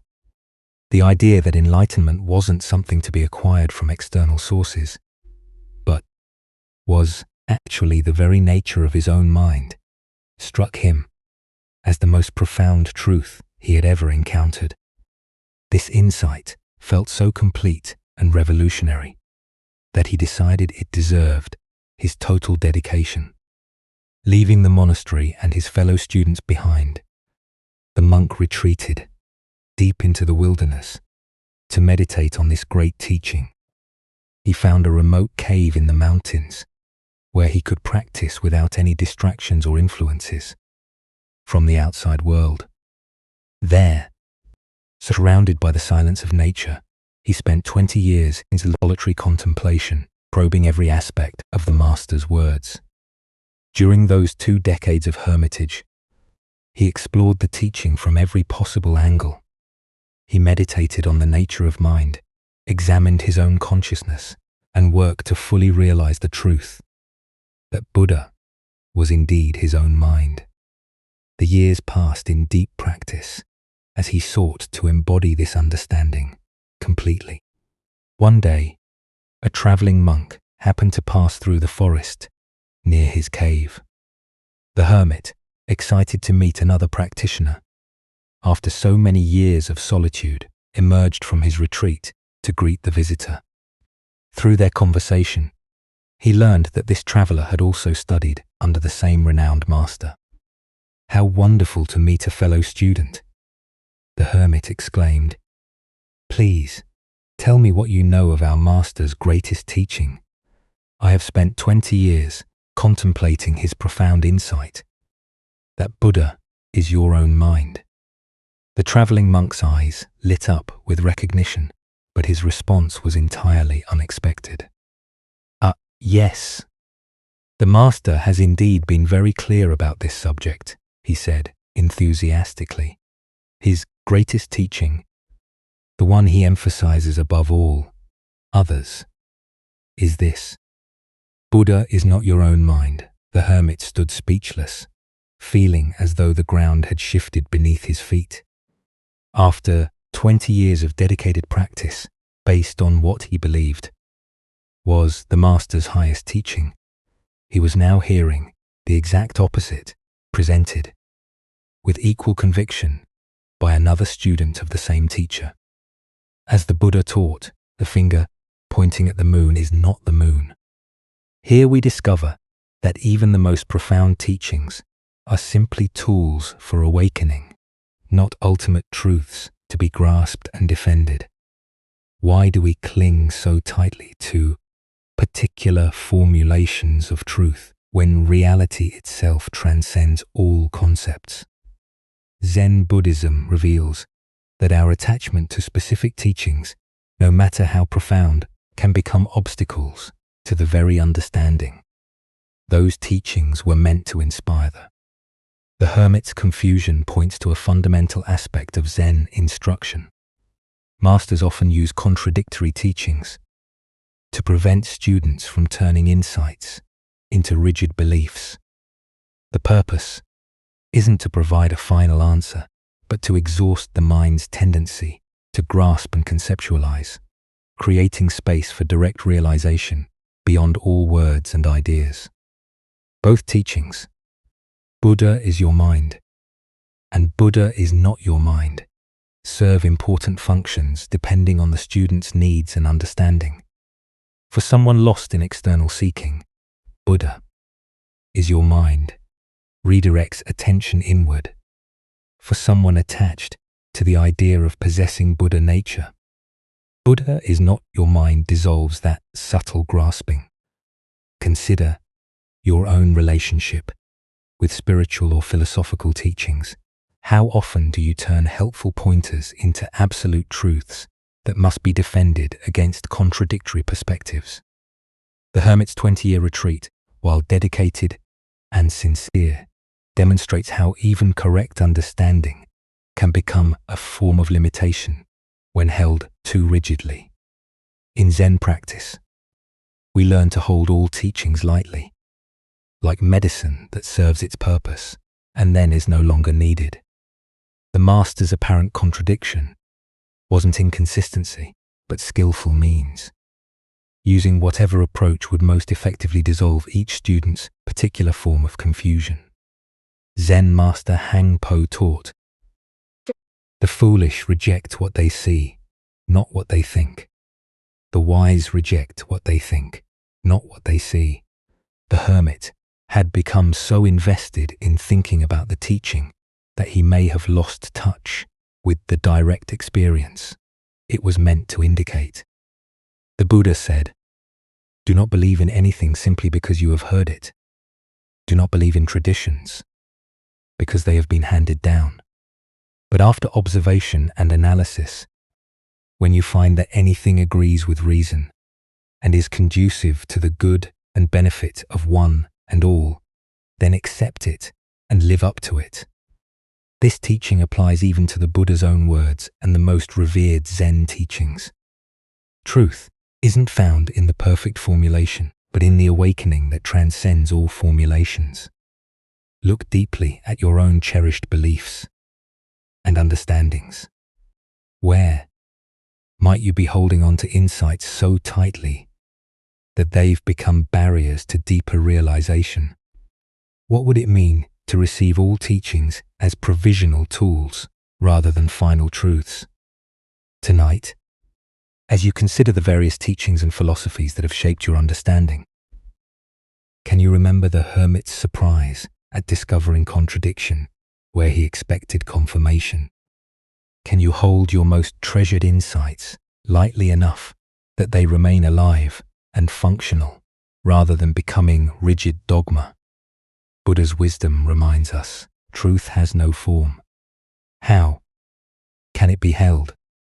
Whether Buddha is your mind or not your mind, whether teachings are correct or incorrect, the reality they point toward remains free of all concepts. Available, in this moment, to anyone willing to look beyond the finger to see the moon itself. As we bring our time to a close tonight, just notice the feeling of quiet inside you. This peace you're feeling isn't something you had to find. It has always been a part of you, just waiting for you to notice. The deep stillness from our stories isn't just in the words, it's right here with you. In this present moment, the Buddha once said, "The mind is everything. What you think, you become." Think about what this means. The peace we look for doesn't come from the outside world. We grow it right inside our own minds, and we can find it any time. We just breathe. Every story tonight gently pointed to the same simple ideas. That we feel better when we stop struggling against things. That we find freedom when we let go. And that real peace comes from seeing things clearly, just as they are. And if your mind wandered, that's completely okay. The feeling from these stories has already found a place in your mind and will be there to support you. Now, as you get ready to sleep, remember that these stories weren't showing you a new place to go, but a new way to be simply by paying attention. In the quiet moments that follow, just rest. Feel your own easy breath and the comfortable stillness in your body. You don't need to do anything at all. You are already where you need to be. This reminds us that you don't have to look for wisdom in special places. It appears whenever you simply pay attention to your own life. Tonight, you practice doing just that. As you drift off, carry this feeling of calm with you. Let it be a quiet, steadying presence in your days to come, helping you through good times and challenging ones. May this peace always be with you. Thank you for joining us on this journey at Sleep Well.